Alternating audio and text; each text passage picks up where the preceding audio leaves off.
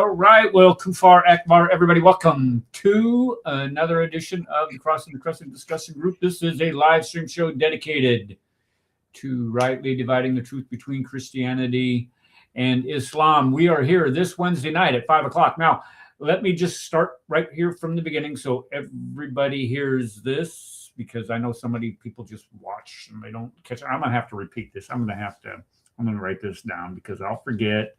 Okay. Next Wednesday evening is Christmas Eve. I'm going to church. I don't do things on Christmas Eve. Sorry. We're not going to have a show. And the following Wednesday evening is New Year's Eve. And I'm going to be out of town. So for the next 2 Wednesdays, we wouldn't be having a show. But what I want to do is I want to have a show this Sunday and the following Sunday, instead of having them on Wednesdays. And I'm going to see how those go as far as the scheduling is concerned, instead of doing one in the middle of the week, because I know sometimes when we do them in the middle of the week, we're bumping up against other shows. And, I know there are other people out there that are much more interesting than I could ever be. And so we'll see if there's no competition on Sunday nights, if more people would tune in. We're going to give it a try. If not, well, then we'll just move it right back to Wednesday night and go from there. So welcome to the show, everybody. Welcome to the people that are in chat already. I see our sister Connie. Well, keep Connie in your prayers. What a sweet soul. Keep her in in your prayers for her health, and for her husband's too. Because what she's going through is tough. Is really tough on. It's really tough on everybody. So keep her in your prayers. And also, I got a request from Sister Darcy. What day was this? This was just the other. Okay, I'm sorry, but she had a cousin that was, I believe, she was in it's in a coma. So keep Darcy and her cousin in your prayers. And that's what we do as Christians. We hold each other up to the Lord in prayer and ask that His will, whatever we're going through, His will be worked in our lives. I think Tim was just here, and he kind of was here, and then he popped out. I don't know where he went. Hopefully he comes back. We'll see if he does. Okay, so tonight we're going to do our third installment of reasons why Muhammad was not a prophet. And there's 50 of them that we had, but we're not going to go through all 50 tonight. We're going to go through a few. Hopefully we'll be getting to those. But before we get to that, we have to get to some of the news. And Isa brought this up, and I thought it was apropos that we do discuss this. This is the shooting that happened this week, because he said, "Are we going to cover the shooting tonight?" And I'm like, which one? Because there's just been, I mean, it's ridiculous. It's gotten to the point where it borders on ridiculousness. We here in the West have allowed, and it isn't, this is what's so crazy about it. We're allowing all these Muslims to come into England, because that's like the golden jewel, because they have the best welfare system. They let them into France, the Netherlands, the Sweden, all across Western Europe, and in Germany. Also Germany. I got an article here. Islamic terror attack on German Christmas market foiled. Now, think about this, folks. Another Christmas market in Germany. They're planning a terrorist attack. Oh, gee whiz. Who would have ever thought, right? So when we think about, okay, we're going to invite all these Muslims into our country, they're not assimilating. They're not contributing to the societies, because all they're doing is just this huge drain on the welfare systems. And then they're attacking the people, for God's sake. Why? Because they won't bow down to a flipping rock in the middle of the Arabian desert 5 times a day. Let's just face it. That's what it comes down to. We will not become Muslims. And since we won't become Muslims, we're going to have to be forced. And the Sharia is going to have to be forced upon us. Well, I will say my dead body, literally over my dead body. That is just not going to happen here in Kafiristan, period. But all across the globe, it needs to stop. And the sooner that the people in these Western European nations wake the hell up and put their foot down and start re-immigrating these people back to the crap holes that they came from, the better off everybody's going to be. That's the only way to fix it. The problem is that these people are not going to go willingly. And it's going to get pretty messy. Let's just put it that way. But messy it is. No problem. Okay, it looks like our brother Tim dropped off. No problem. Okay, so let's go ahead and take a look at this mess that happened down in Australia. Now, what's going on here? Well, we have, let's see here. This is on a Rumble clip that I have here. You have people, Jews. Oh, yes. Oh, my. Yes, they're Jews. Jews are celebrating the first day of Hanukkah at a beach. And you get two guys that decide, two Muslims that decide, hey, we got to put an end to this. So what do? They get gun. Now in Australia, they have very, very, very, very, very, very, very strict gun laws. But this guy that had 6 guns, one of these shooters, the dad, I believe it was, who had a criminal record with ISIS, oh, by the way, was a known affiliate of ISIS. He's able to get 6 guns. Now, if you're able to get 6 guns in Australia, how does that happen? Especially if you have ISIS affiliations.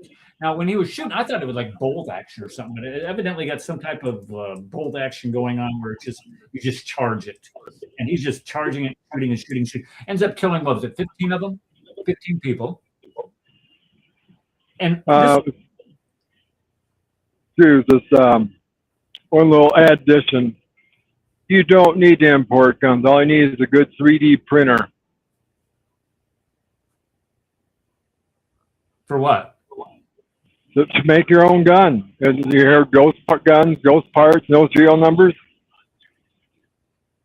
You can make a gun out of a 3D printer. And what are you printing it on? What are you printing? I don't understand. No. It's a 3-dimensional. You can do it with metal. They make airplane parts out of this. My brother's a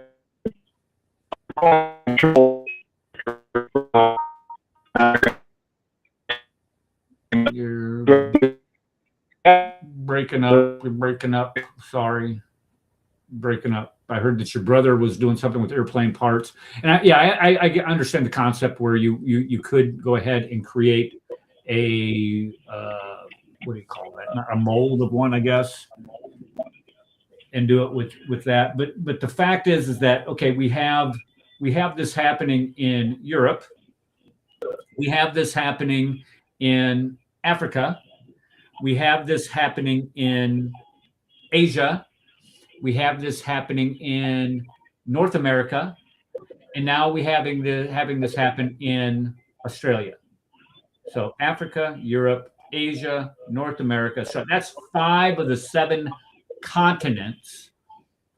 We're having these Muslims attack the kuffar, Jews in this case. I see a pattern here. To say that this is some sort of isolated incident is just, it's just stupid. If you say that this is isolated, well, we just have a couple Muslims here doing this, a couple Muslims doing that. Folks, it's all over the flipping globe. All over Western societies, this is happening. And to try to isolate this as, okay, these are just extremists.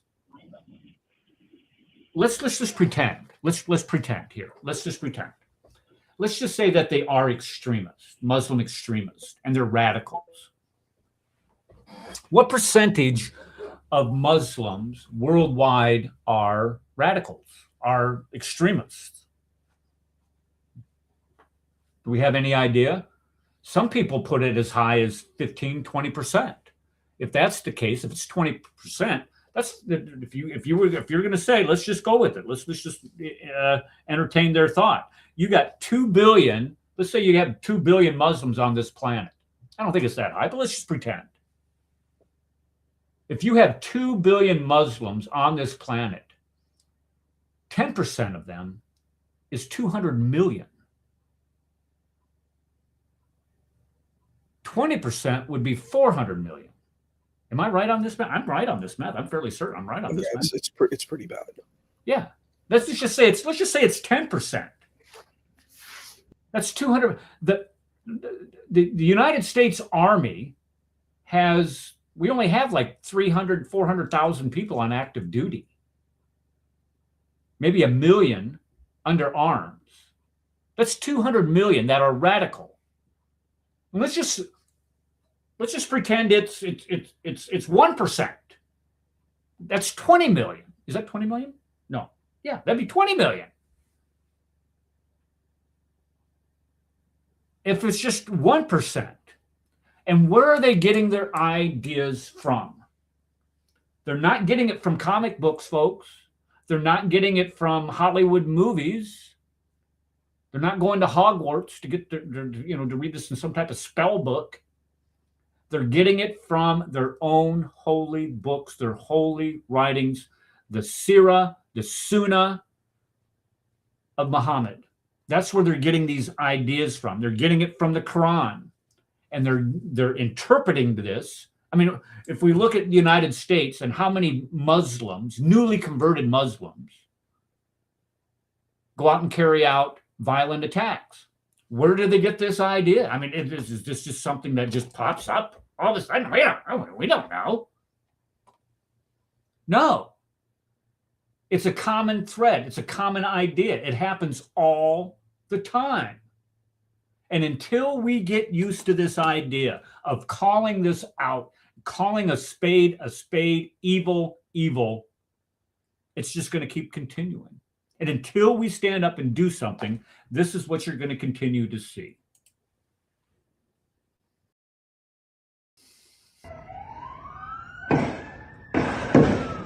Oh! Now, notice this guy right here that took the gun away from this guy's son, he's Muslim. Yes.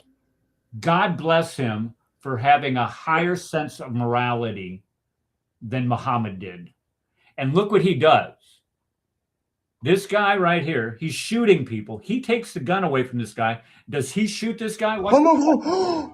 He doesn't shoot him. He lets him go. Let's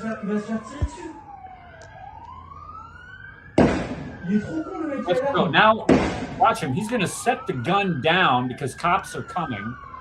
So he doesn't get shot by the cops. The cops think, look at him. He's like, look, no, it's not me. I'm not shooting. It's not me. Good idea. But then he turns around and Le mec est hyper courageux. my understanding is, he's a rock guy.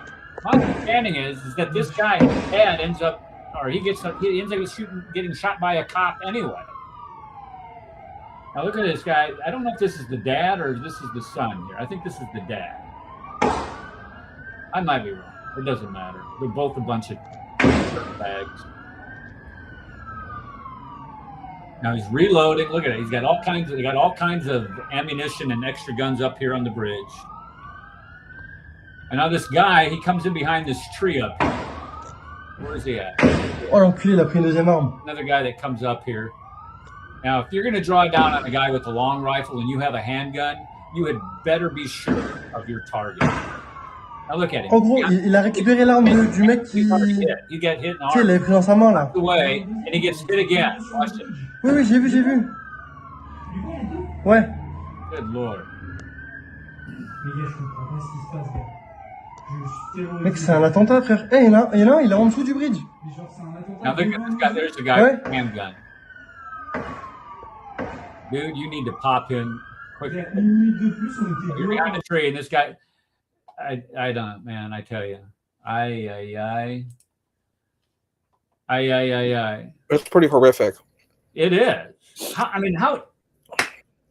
How do you not walk away from that having some type of righteous anger? How do you not be angered by the religion of peace when they're out doing stuff like that? They killed a 10-year-old little girl, shot her dead.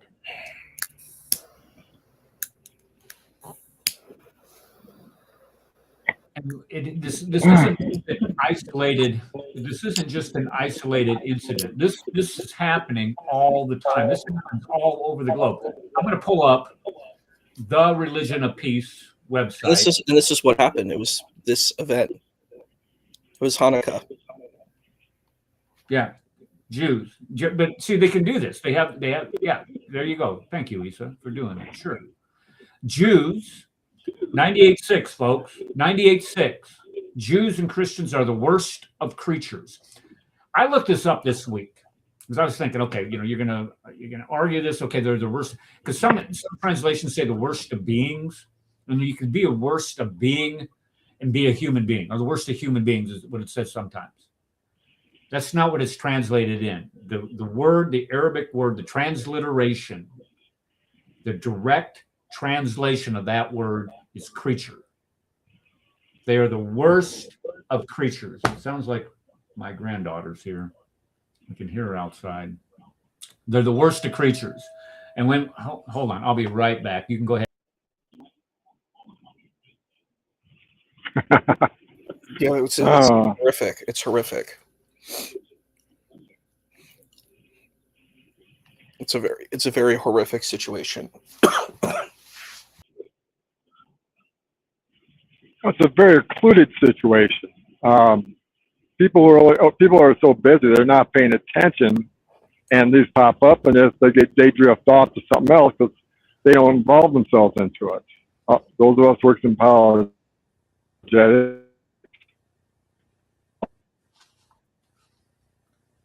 And why did they do it? No one did anything wrong to them. None of these Jews hurt them. None of these people in Australia hurt them. None of these people hurt them, but they said it's okay to hurt these people. And that's what's sickening and vile to me, It's not self-defense, Well, okay. Well, you're looking at it from a Western perspective. I agree 100% with you, Isa. I do. I'm sorry. I guess I am that. I can't help that, Yeah. Well, and the majority, and I will tell you, and I thank God for this, the majority of the Muslims in this world will, I'm in a high percentage, I'm not just talking about half, I'm talking probably 60, 70% of them would condemn this. And the reason why they would condemn this is because they have a higher sense of morality than their prophet and their Allah.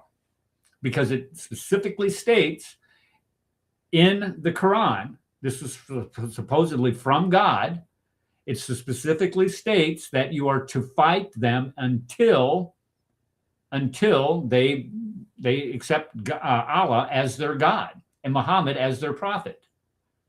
So if you're supposed to continually fight people until they say that God is, Allah is God and Muhammad is his prophet, you're supposed to fight them. And this is how they fight them.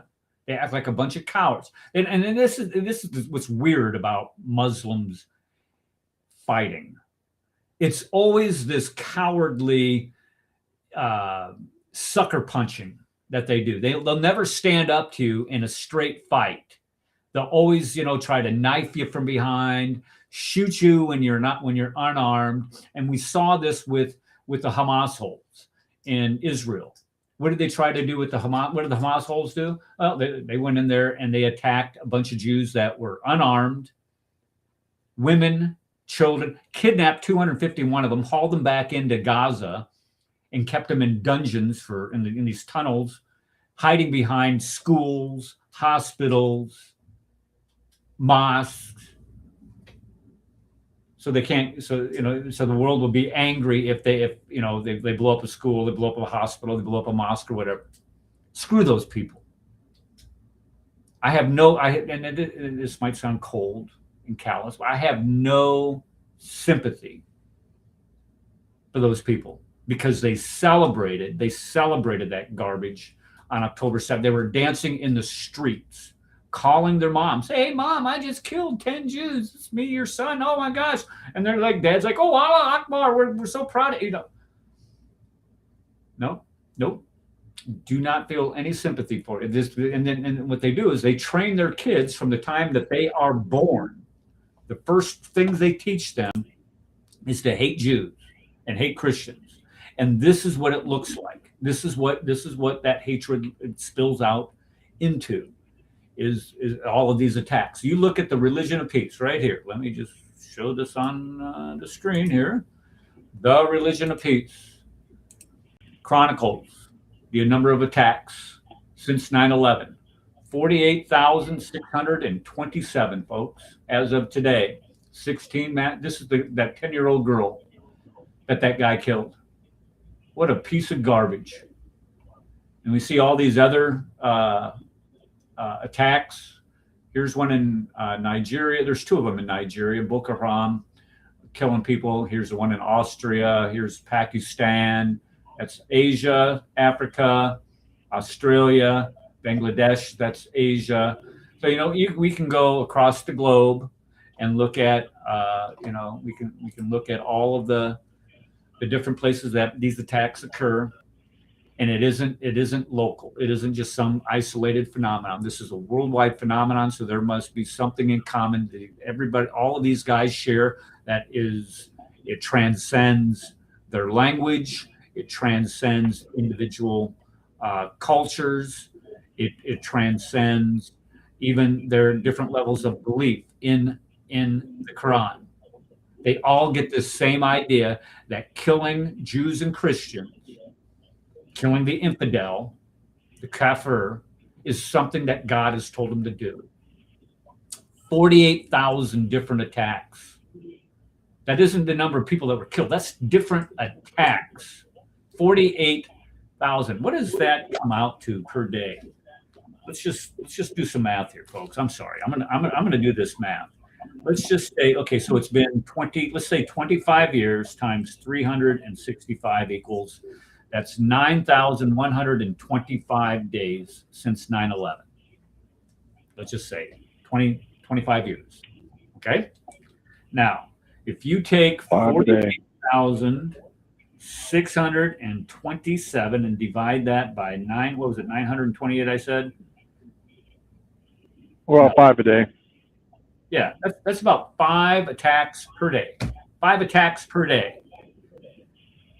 Now, if you think about how many people they kill per attack, some of them, they only kill one person. That's true.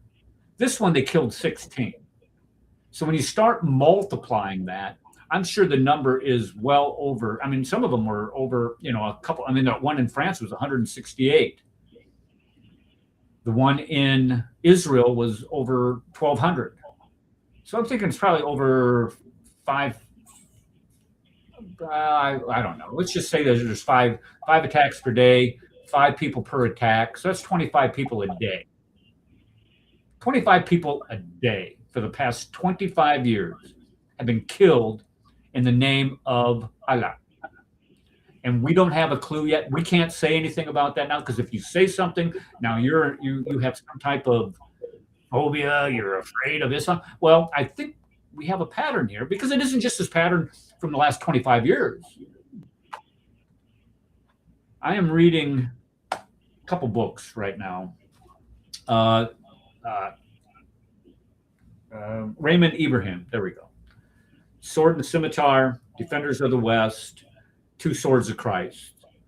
Folks, this trilogy, I mean, if you have the money, go out and buy these 3 books. They are excellent books, because what they do is they chronicle all of the atrocities that Muslims committed leading up to the Crusades, during the Crusade, and after the Crusades. Defenders of the West provides a list. I don't know how many, I can't remember. I think there's like 8 or 9 different people that he describes what they did in their defense of Western civilization. The last one is Vlad the Impaler. He makes Vlad the Impaler. After reading what he had to say about it, I completely agree. He's got Godfrey of Bouillon, Richard the Lion. I mean, El Cid, all these guys.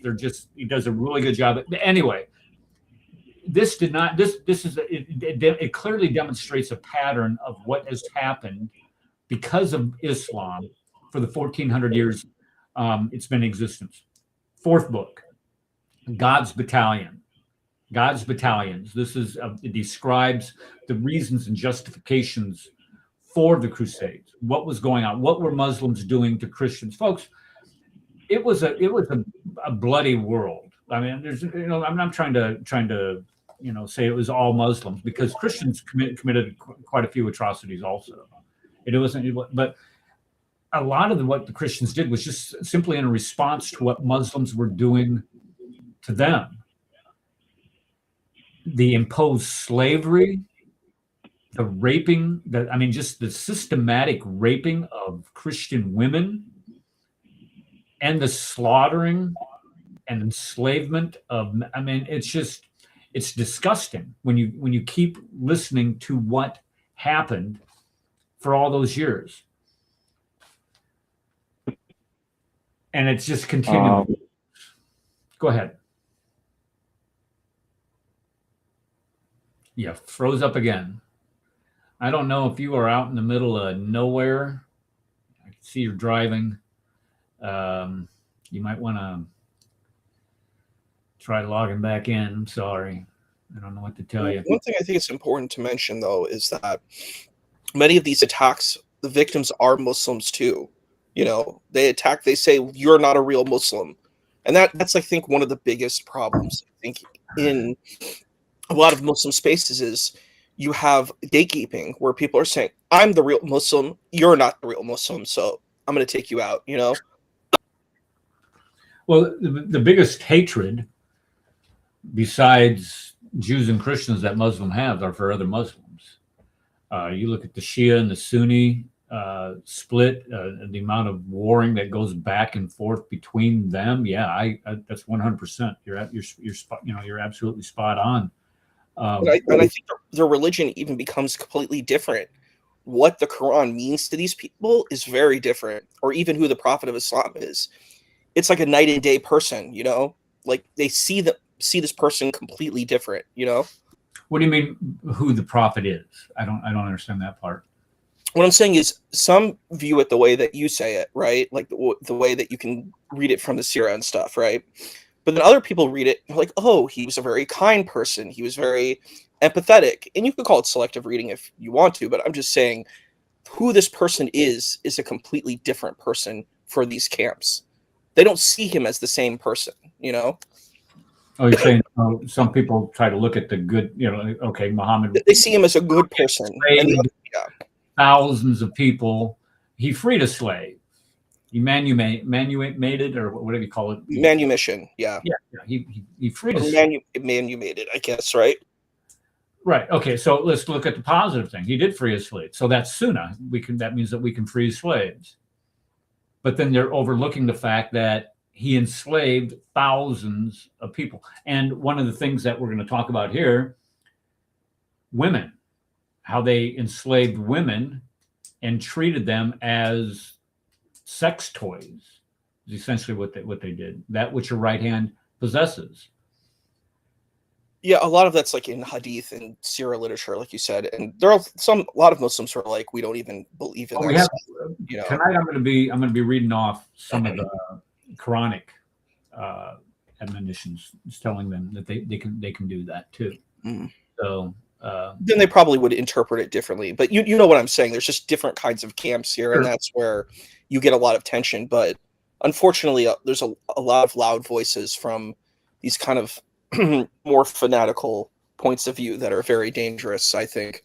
Mm-hmm. People who think, but we believe in a thing called the social contract theory. I'm not going to hurt you because you're not going to hurt me, right? Like we have come to an agreement in society, civilized society, that we don't do that, right? The issue is that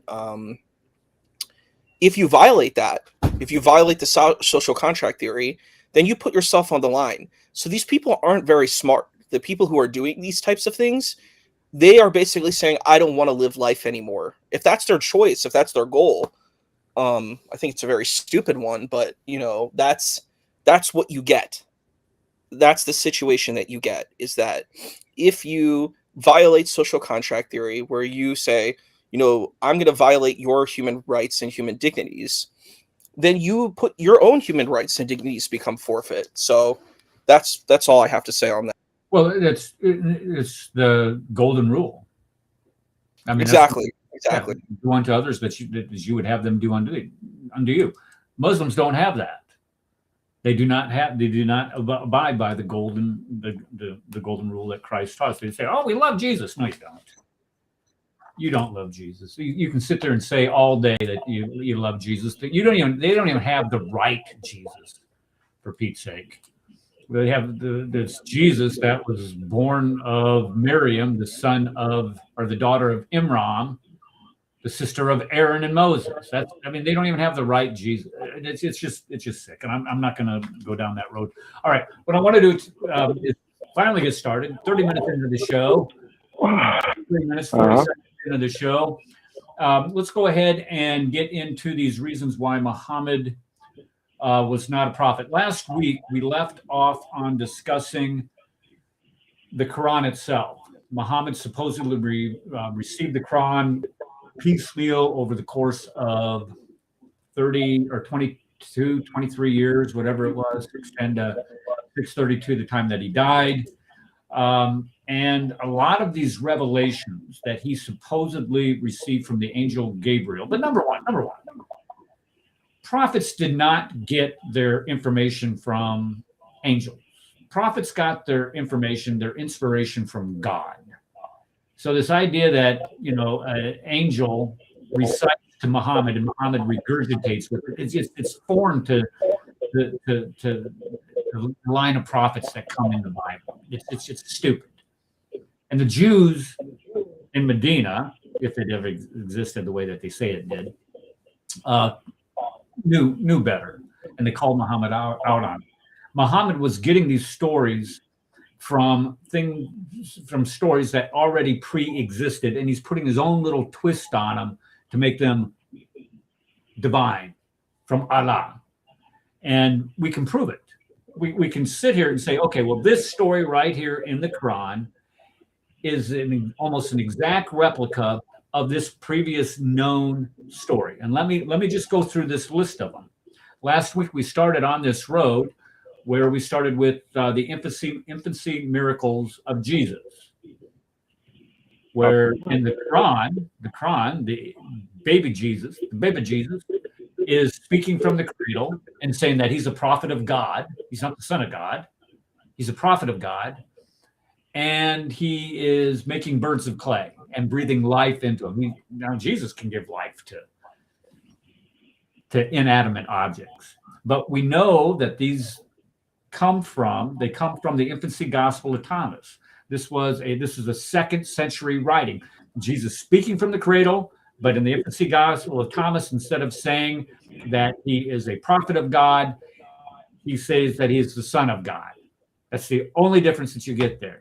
And then the idea of creating birds, again, and then he creates a stick that he elongates, and he does something. There's all of these other things that he does in the infancy gospel of Thomas make their way into the Quran, and nobody says boo. Second one, 7 sleepers of Ephesus, the sleepers of the cave. We find this in chapter 18, verses 9 through 26. And this comes from a earlier Christian source called the 7 Sleepers of Ephesus, which is 3rd through the 5th century. And this was a well-known Christian legend. Christians knew this. And what did Muhammad do?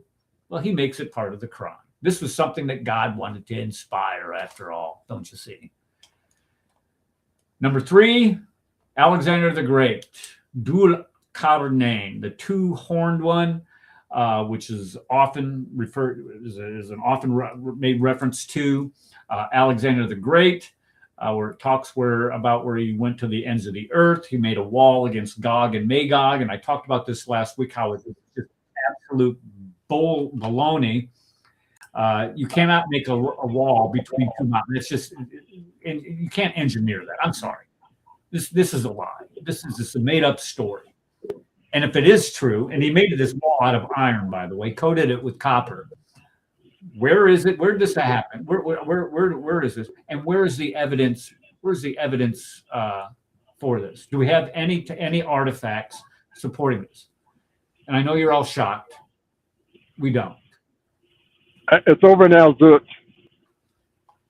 Yeah. Kept the men from Al-Zut out. Yeah, there you go. Okay, this other one, Harat and Marat, these two angels teaching magic.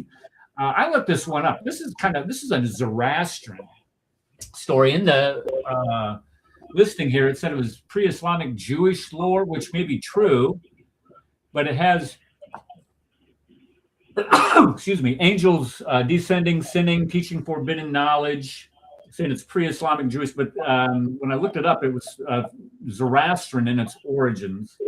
But this is what we find in chapter 2, verse 102. So again, Muhammad's plagiarizing stories and making them divine. Abraham and the bird revival miracle we have in chapter 2, verse 260. This comes right out of the Mishnah Sanhedrin 10.1 and other Misradic or Midrashic traditions. We know this pre-existed Islam. Solomon speaking to animals and controlling jinn. This is chapter 27, 16, verses 44, chapter 34, verses 12 through 14. And this comes out of the Targum of Esther, 4th and 6th century. I'm sorry, do you mind if I interject here quickly?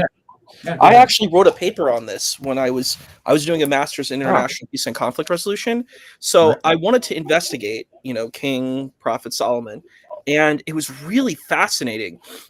So there's this text you just talked about, Targum Esther, Targum Shani. There's a text called the Targum Shani, and it's very fascinating because you see, I called it like the evolution. He changes. Targum Shani of Esther. Yeah. Yes, that's it. So that's the same text. So it's fascinating because what happens is he's like a king who has like power, right? Like he is able to control all these people. He has 1,000 wives, but he's kind of like a normal guy, right? He doesn't have like supernatural powers, right?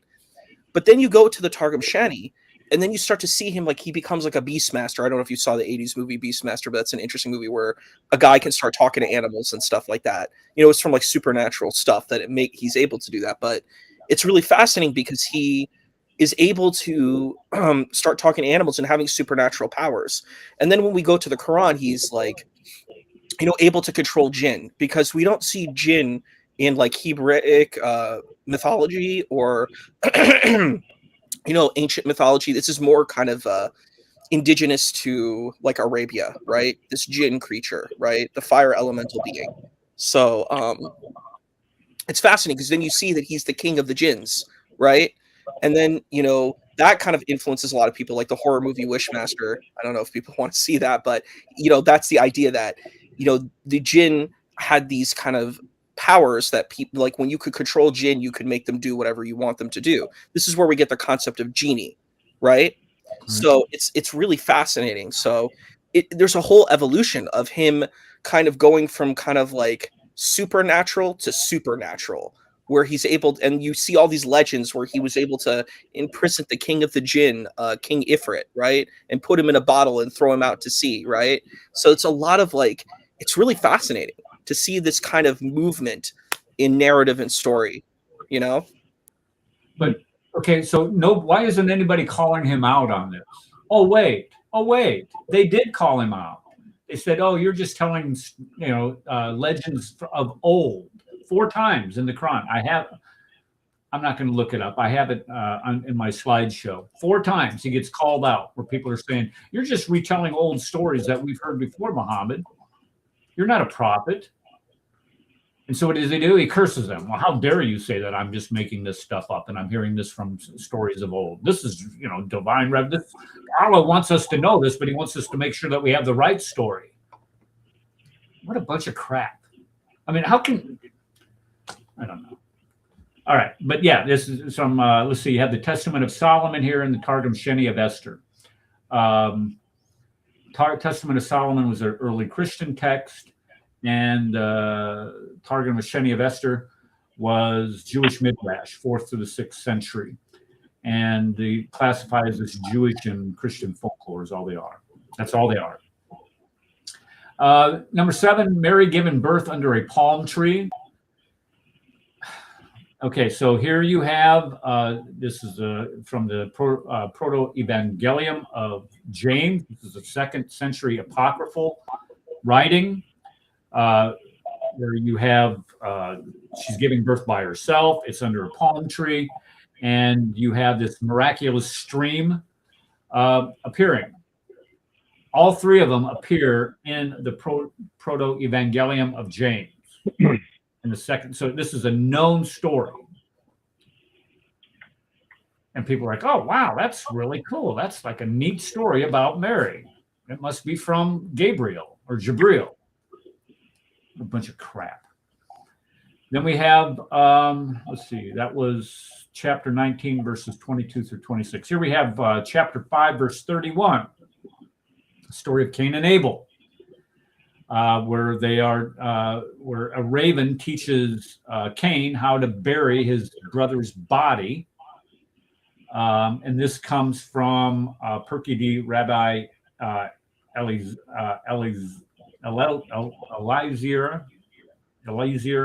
I can't ever pronounce this guy's name right. I butcher his name every time I bring this up. But this is based on, okay, this is from an 8th century source, which is after Muhammad. I get that. But it comes from earlier Jewish oral traditions.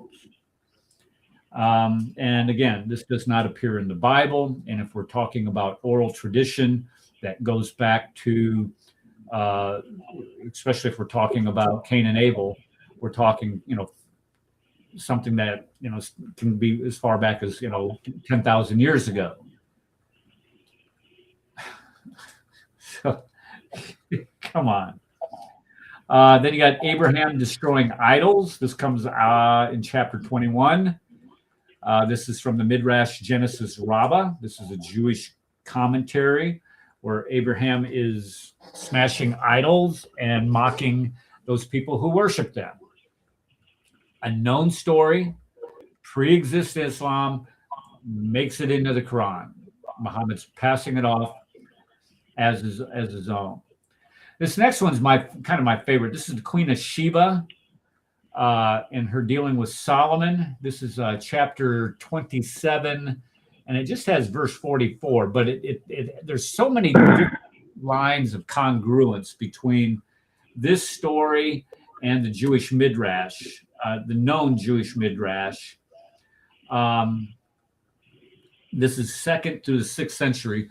And basically it is Solomon sends his bird down to the Queen of Sheba and calls her up to see him.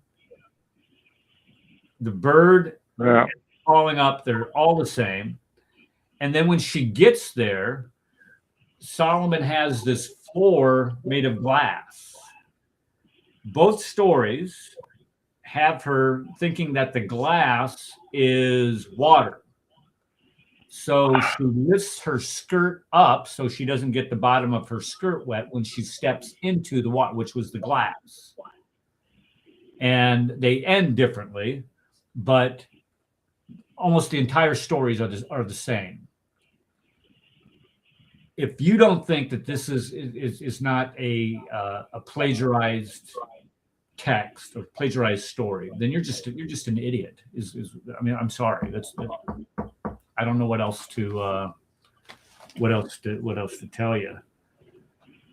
We would know now. We have the resources, but when he was telling it, they had to go to the scribes, the sources they'd have, or once removed.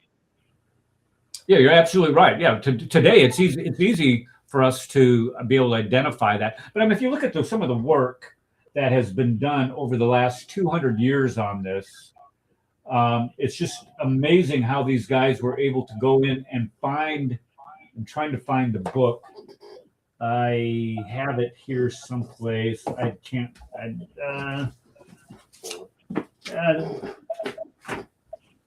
It's called The Original Sources of the Quran. I can't remember the guy's name who writes it. Saint, no, Claire. So I can't. Here it is. I think this is it. Here we are.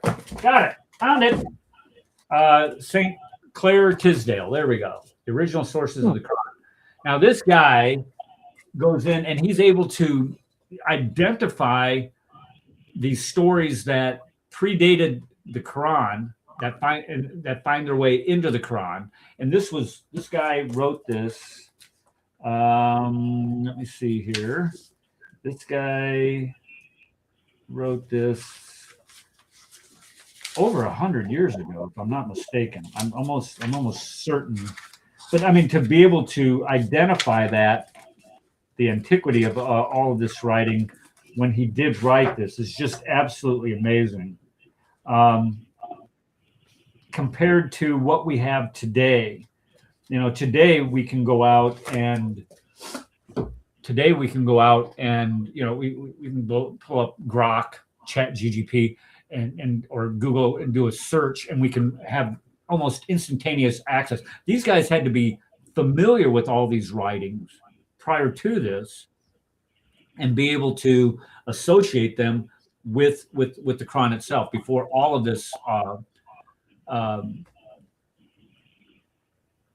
writing. That is Shepherd's Hook, is what he goes by, Miss Kane. He's a truck driver. I think that's like the seal.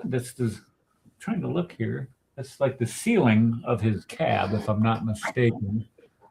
Yeah, I look at about my Santa Claus hat. I get draped over there, but yeah, I don't have a mount for look at my face. Sorry, wasn't prepared.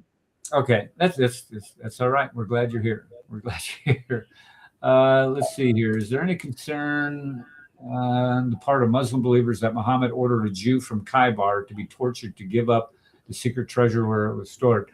I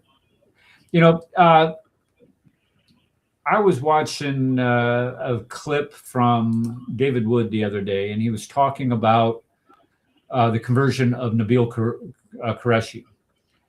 And one thing that he said, that one of the reasons why Nabil eventually left Islam is because even though he was sure that Islam was true, and that even though Christianity does have a lot of good arguments for its points, he always knew that Islam was true, was when he started looking at the life of Muhammad.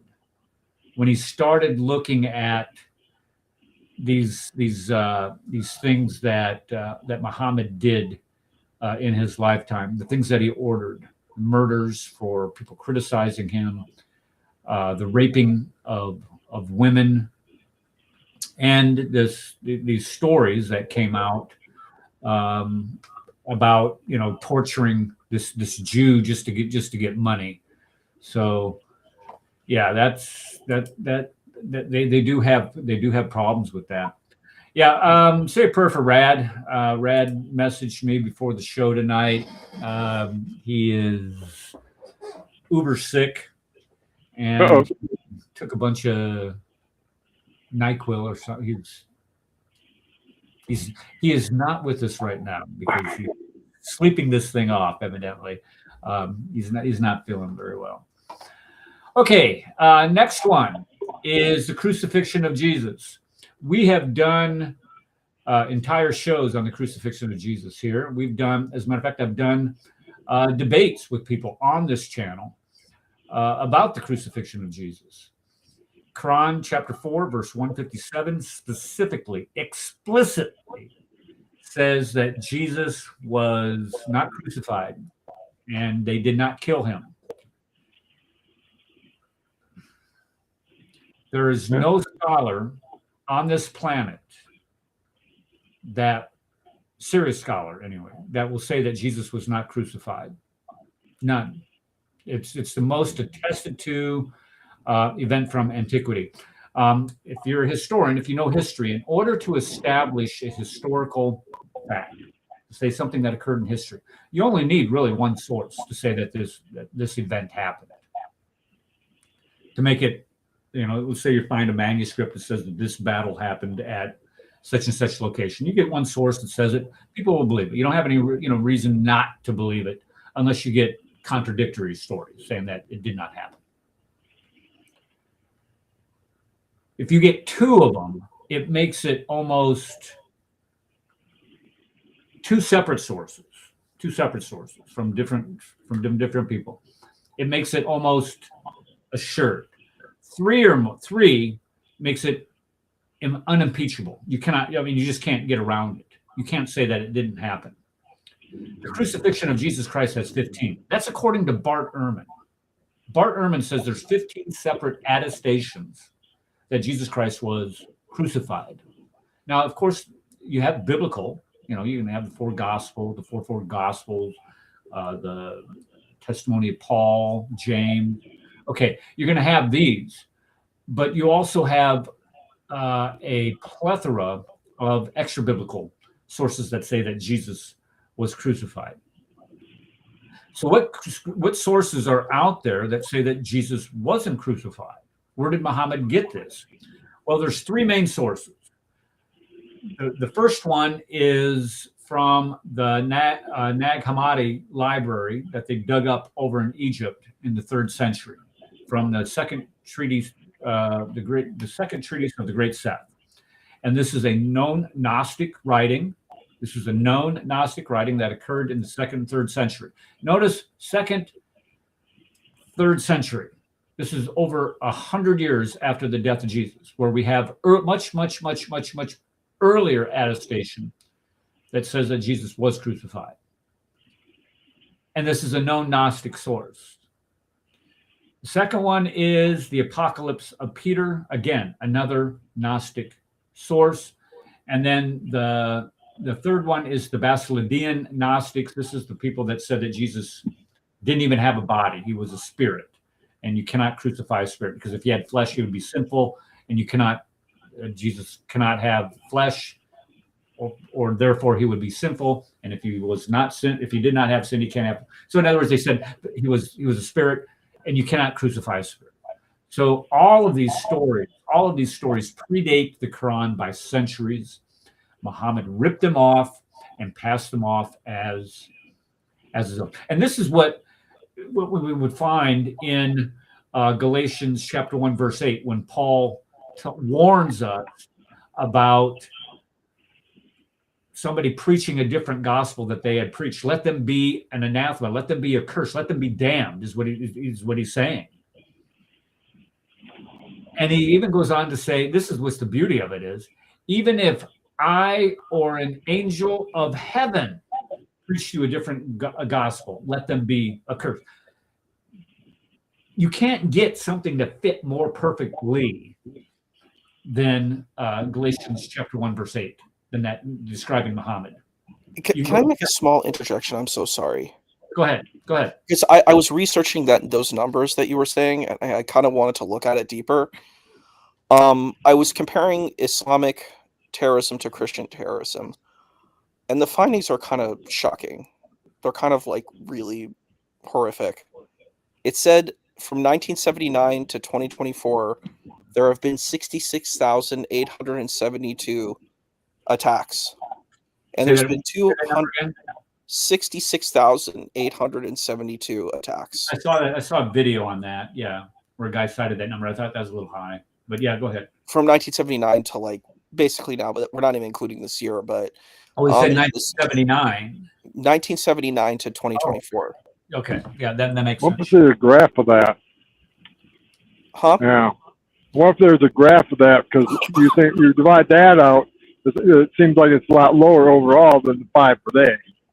Well, so what it said was there's 249,941 deaths from those attacks. It doesn't say injuries, but it says deaths from this was 249,941. That says there's 3.7 deaths per attack. That's the most that have occurred in the 21st century. This is it's very disturbing. So then I said, let me look it up compared to Christians. And it says there's like really no data on it. And then they said, well, you can check into far right terrorism, because they said like people who bomb abortion clinics, like these types of things, right? Um, it says there's not. I guess it's just so non-substantive that there isn't really data published on this. It's pretty wild. Yeah, and I would also submit that the Christian data that people get, and this is, I mean, you're bombing an abortion clinic. Christ doesn't teach us to go out and bomb people. So it's weird. I don't think that they identified as Christian. I think that's a part of the situation, is that the people who do these attacks don't even say, I'm doing a Christian attack. So, right. Yeah. Yeah. Try to, like Allah Akbar. Muslims in Australia, I think it was 51 of them. People tried to blame that on a Christian. The guy wasn't a Christian. He was an atheist. He even admitted it in his manifesto thing. Go ahead. So I was looking. Oh, I'm sorry. There was some other data too. Is it okay if I cover that quickly? So it was saying, yeah, anti-abortion violence was the one thing that they said. National Abortion Federation, that was the big thing. So arson, bombings, and murders. And some perpetrators cite Christianity, but that's not extremely clear. Then they brought Northern Ireland, the Troubles, between Northern Ireland and Southern Ireland. And then it says there's the Lord's Resistance Army in Uganda that uses Christian apocalyptic language. There's Anders Breivik from Norway, and anti-government militias, and some identified as Christian. But that's it. Like that's pretty wild. I mean, if you want to say like historical Christian, violence, you might see quite a bit, but in the modern century, you don't. It's not like that. It's kind of insane. I'm actually really shocked by this data, Well, I'm also gonna. This might surprise you, Isa, but after reading this book by Raymond Ibrahim, "The Two Swords of Christ," he actually makes a case for Christians rising up and defending their civilizations, just as we did with the Crusades. And he cites biblical passages that support it. Past popes that have issued papal bulls, citing passages. The passage was, I can't remember what gospel it's from. It's where Christ asked, well, how many swords do we have? And they said, we have 2. And he goes, well, that's enough. And that's to defend yourself. It's not to go out and do it offensively, but we have every right to use violence in the defense of our family members, in defense of our culture, of our society. And it kind of leads us away from this effeminate type, what's the word I'm looking for? I'm talking about neutering. There we go. The neutering of the Christian man, saying, well, you can't go out and use violence or force to defend yourself or defend your family.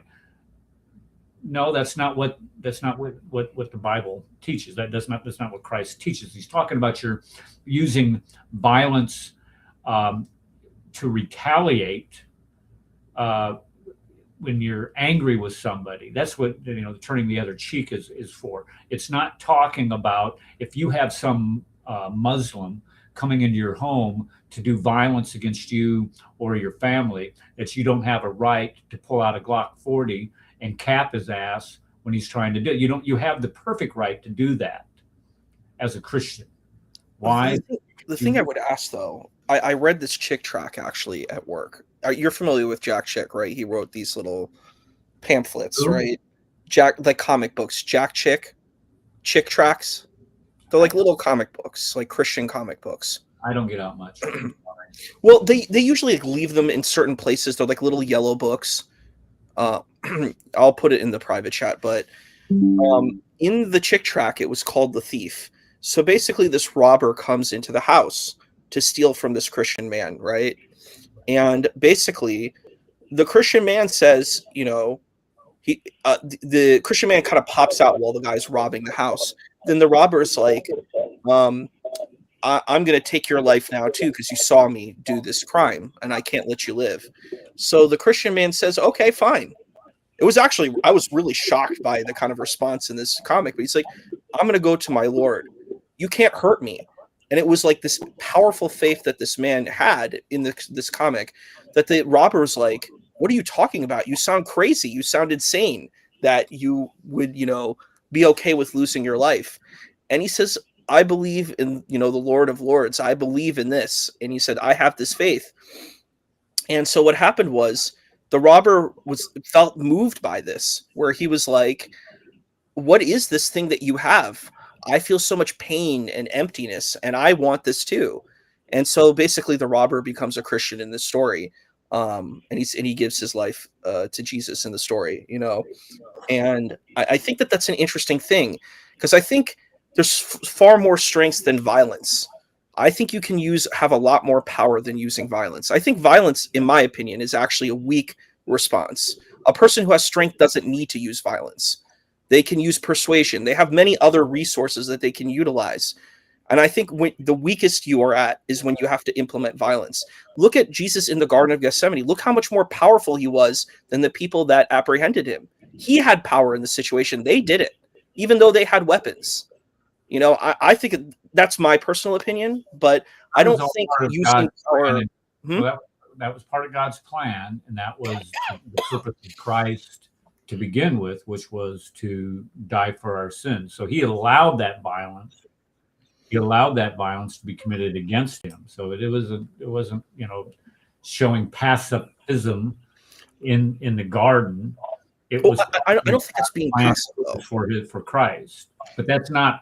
If somebody comes into my house and they're going to cause physical harm to me or my family, are you saying that I should allow them to do that? And that shows the power they have? What I'm saying is that there's different kinds of power that a person can have. And I think the higher power is not using violence. I think that that's when you're kind of it's a reactionary, weak position.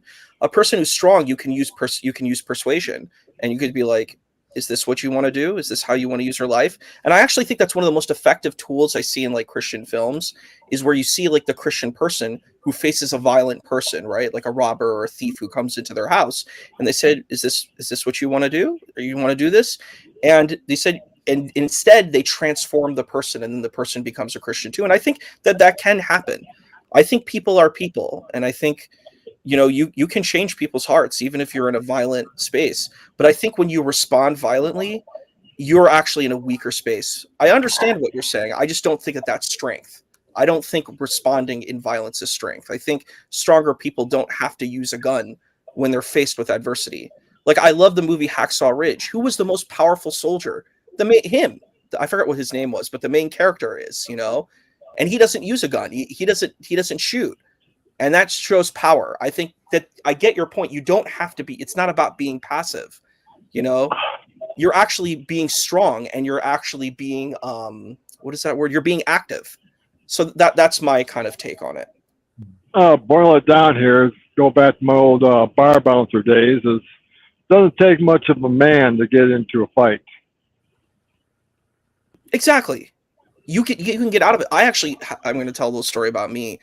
I was at a parking lot earlier today, and I went to the wrong car, right? And I didn't know, because it was a white car, like my car. So I went to the car, and I was standing there, and this man started yelling and screaming at me. And he's like, that's my car. What are you doing? And I said, oh, I'm sorry. I thought this was my car, because it looks very similar to my car.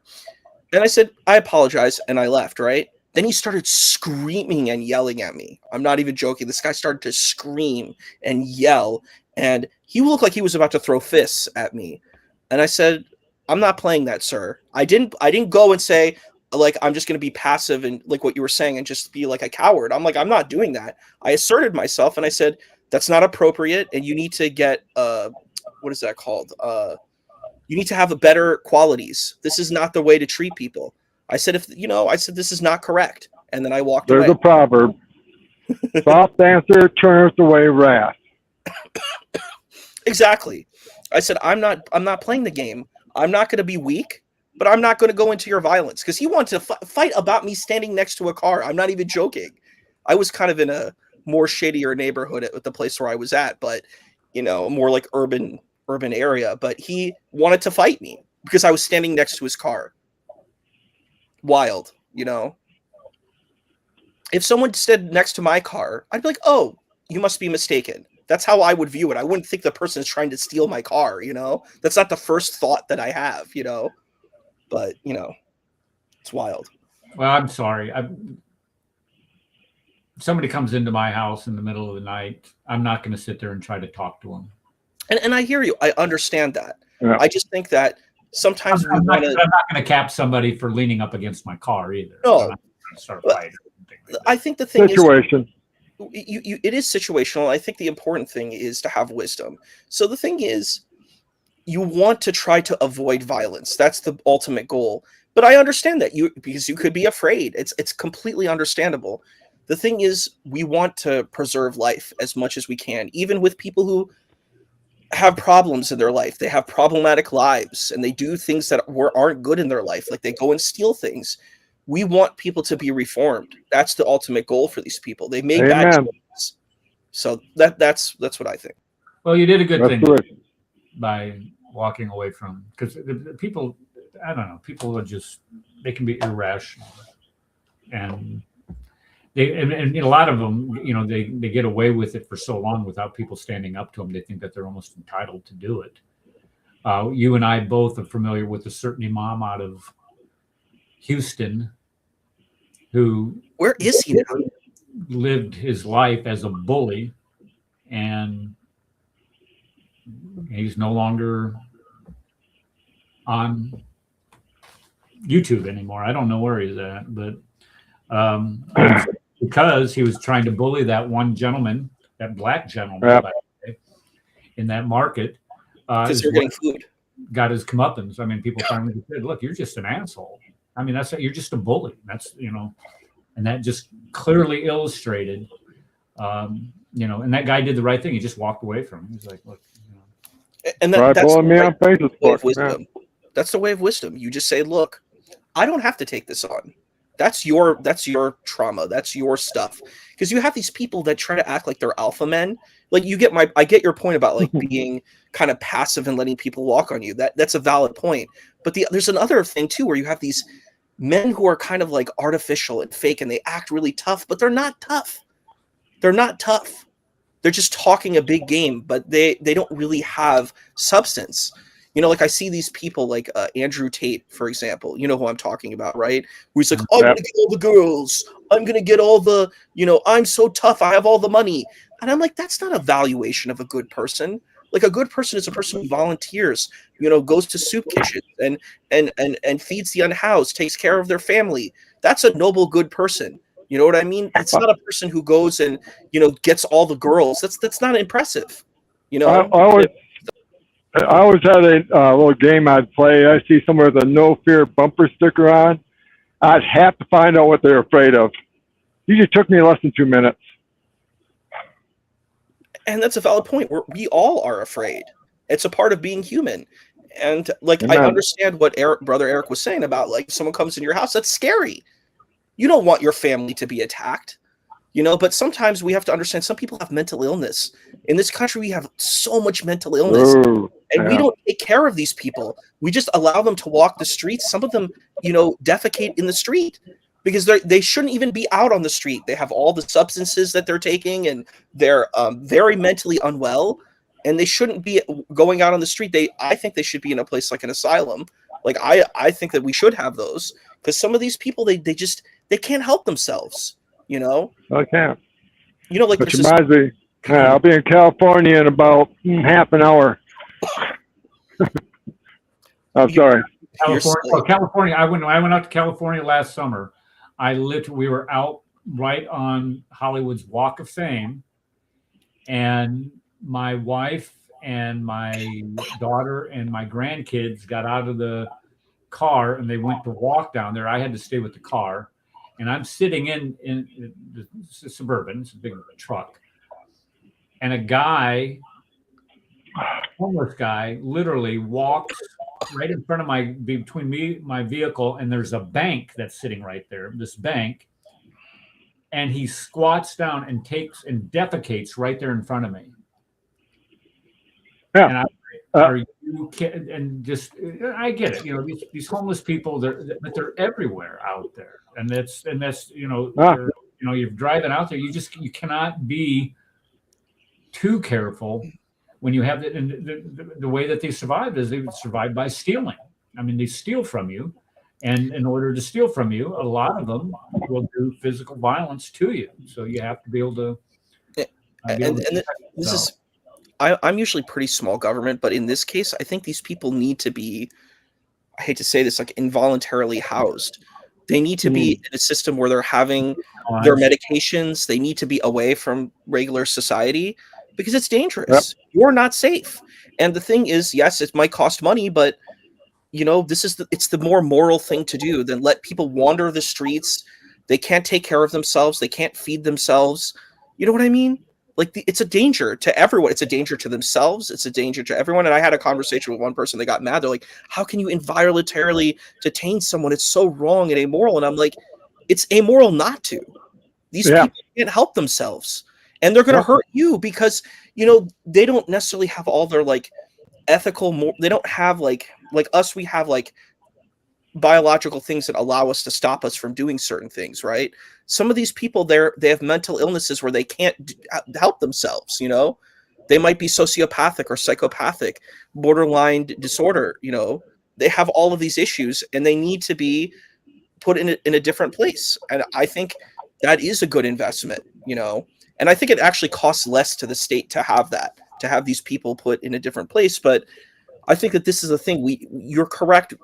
I get your point, Eric, that we need to have a safe space. You should be able to feel free to leave your door unlocked. That's what I feel. We should have a society like that. But unfortunately, in a lot of places, we can't. You know, we should be able to trust our neighbors. You know. Well, I don't leave my door unlocked. I hear you because you probably don't feel safe around the property. So I had to do that because I got doxxed.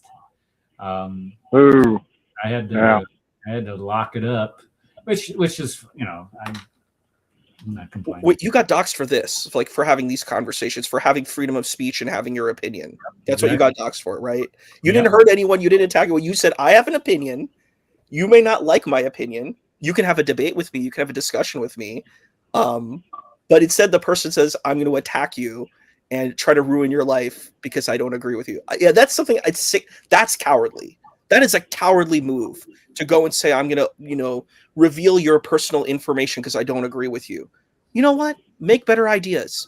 I actually was debating someone on Reddit about the Islamic dilemma. And I said, this is a serious issue in the Muslim community. You have to take it seriously.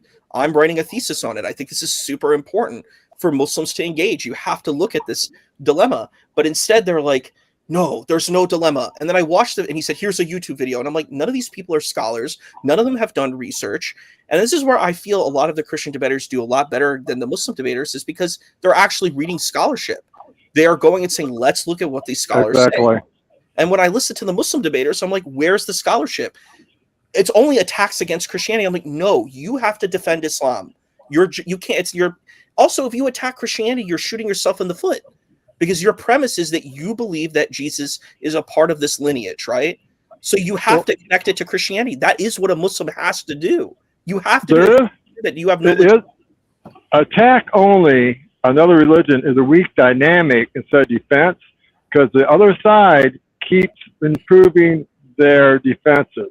I've seen that in apologetics, and I've amassed a file system like you wouldn't believe. But yeah, they don't.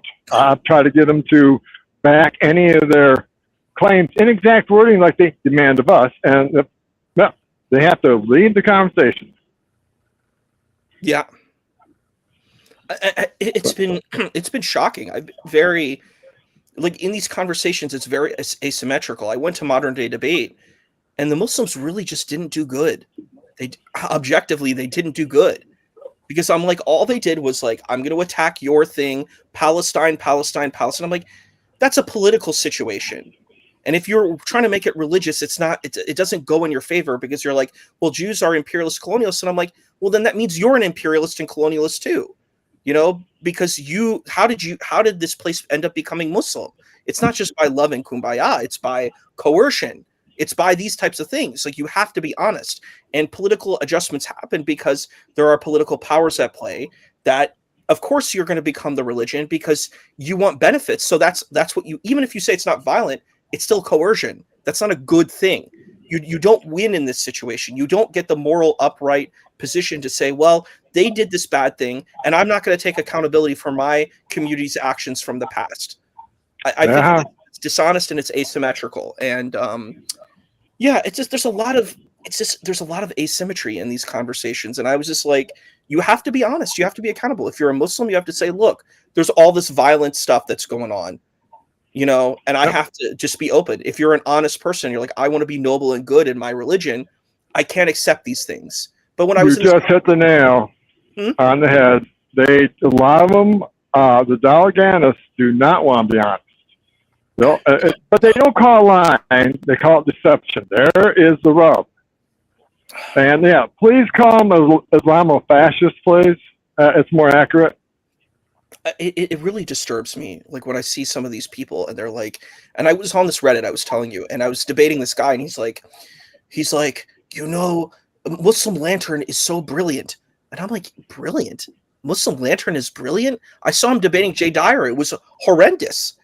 All he did was all he did was attack Christianity. He couldn't actually defend Islam. He couldn't engage any of the points about, like, what Mutazilite was, all these other different kinds of theologies and perspectives in Islam. It was bad. It was bad. Well, this is exactly what you find them doing. If you try to challenge them to debate, and this is something that I have posted out there and I've offered up, I don't know how many times, and I've posted it in as many Facebook groups as I possibly can, asking a Muslim to debate, have a moderated debate, is the Quran the word of God? That's the topic. Is the Quran the word of God? The only response that I get is that I accept your challenge, but we also must include the Bible. No. Actually, you should say yes. No, you should say yes. You know why? What aboutism?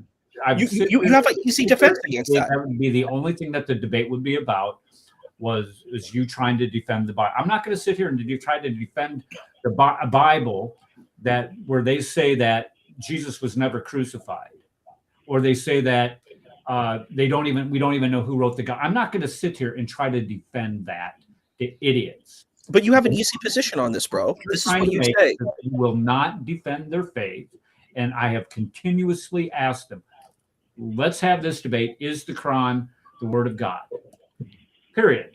And they will not do it. And the reason why is that if you got them in that debate, they would want to run to the Bible, and that's all you would talk about. You've seen it 100 times. If you talk to people who tried to get into that debate, oh yeah, well, we'll go ahead and debate both of them. That's the only thing that you debate, is because that's the only thing, like you just said, that they know how to do is attack the Bible. They will not defend the Quran. And the reason why they will not is because you cannot. And they know this. But you have an easy defense. You said that's your holy book. You have to believe in this book because that's what your creed says. You have to believe in the Bible. You're attacking your own holy scripture. You've won it already. You said, good, you just attacked yourself. You know what I mean? Yeah. You think that the Bible is bad? That's your holy text. You claim it. You believe in the Torah, Zabur, and the Injil. That's your holy books. You can wax philosophical and paint the Islamic dilemma for them. You get that? That's the most intense argument, because I hear people say that's this. What you're spending your time doing, instead of looking at the crux of the problem, which is how pathetically inaccurate the Quran. I mean, just on simple points of history, the Quran gets some of the most obvious things wrong about history. I mean, just look at the lineage of Jesus, for crying out loud. I mean, the Quran, chapter 3, you go through it and you read, it clearly states that the sister of Aaron, the daughter of Imran, is the same person as the mother of Jesus. Forget the fact that there's a 1400-year difference between the two. They will still gravitate and say that that's true because, well, we have a hadith. Muhammad said that this is how we used to refer to kinfolk. Hadith that was written and compiled 240 years after the death of Muhammad, oh, by the way, and also the earliest extant manuscripts that we have of these hadith are 400 years after the death of Muhammad. Another topic. Yeah, try to get them to list the hadiths they will support. Dead air.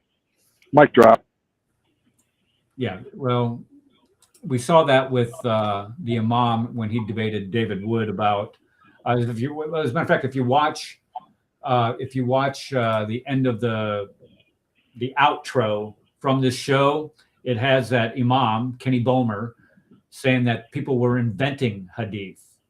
The next topic that we're going to go to, which is the age of Aisha. Can we move on, guys? Yes, sir.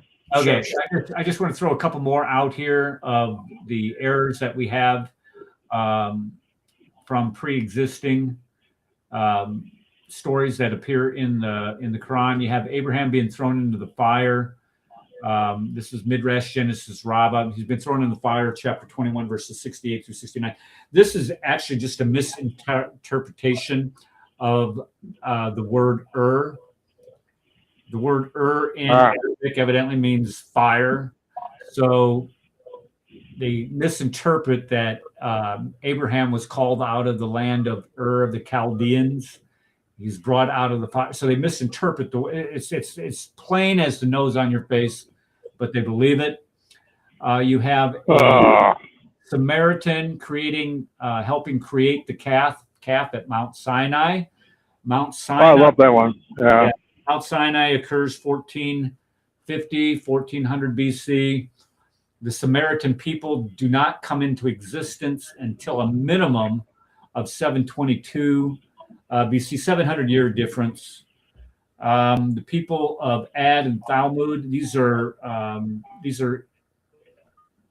number one, they're 300 miles north of Mecca. So the idea of interacting daily like the Quran has them doing is just a farce. They're too far away, and they're supposed to be legendary tribes. The story of Haman in Egypt. Haman is from the book of Esther, which is 5th century, sets in 5th century in Persia, which is not Egypt. And it has Haman in the court of Pharaoh. Both of Haman and Pharaoh were against the Jews. So this is Muhammad just associating the two and putting them together. Stupid. Let me see what else. We're just going to move on. But you have all of these problems, all these pre-existent stories and confusions, conflations of stories ending up in the Quran, and Muslims saying, Allah Akbar, Muhammad came to set the record straight. Really? Again, a moderated debate. Is the Quran the word of God? And you're going to lose every single time. I challenge any Muslim. Let's come up on here and say, "Yeah, I'll do that debate." I guarantee you will run from it. There's just too many things in the Quran that we know that are not true, that we can prove historically that are not. Pharaoh is crucifying people in the Quran. We know that crucifixion was not developed until like the 6th or 7th century BC. This thing of Pharaoh, folks, this is 1400 BC that they're having this happen. At the time of Moses, at the time of Joseph even, which is 1800 BC. How can you have somebody being crucified when crucifixion had not yet been invented? Yeah. So, let's see here. Let's go with Muhammad. Problem with women. Let's talk about some of his problem with women. First off, the ability to practice muta. I don't want to get into this, folks. I really don't. But the idea of telling your men, and it's in Sahih Muslim, Sahih Bukhari, where you can rape women who are married, but your right hand possesses. They've been taken captive. I mean, look at Quran chapter. Let's see here. Where did it go?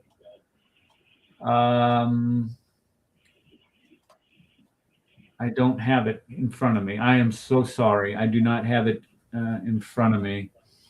But you have, no, I don't. Okay, but you have Sahih Muslim 3248, Sahih Muslim 3250.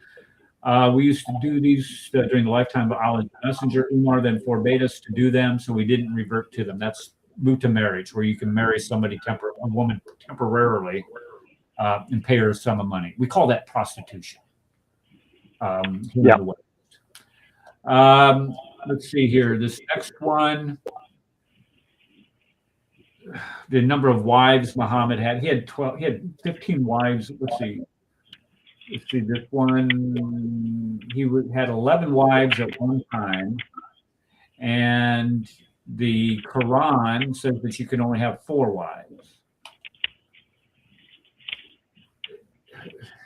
Yeah. Do you get? I mean, does anybody ever get suspicious of this?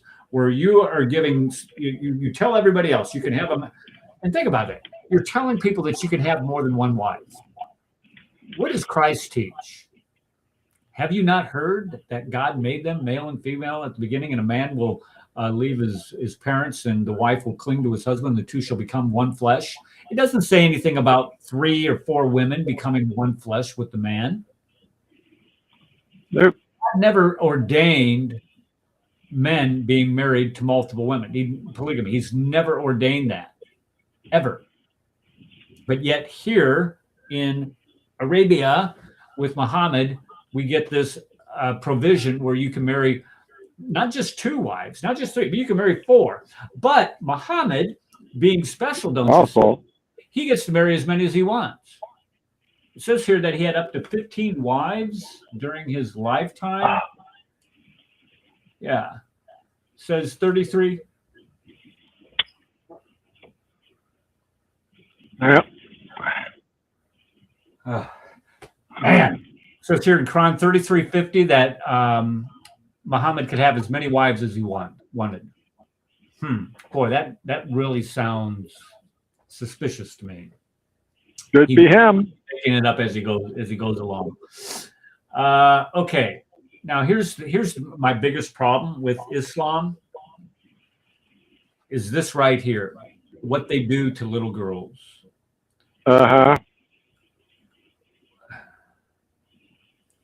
And I'm going to talk about it again. I'm going to shout it from the mountaintops. What the Allah of the Quran allows men to do to little girls is flippin' sick. It is not just sick, it's evil and disgusting. Where it says in Quran 65:4, here's what 65:4 says. Now this is talking about a man divorcing his wife. It says, and those who no longer expect menstruation among your women, if you doubt, then their period is 3 months. If you divorce them, before you can turn them out, you have to wait 3 months before you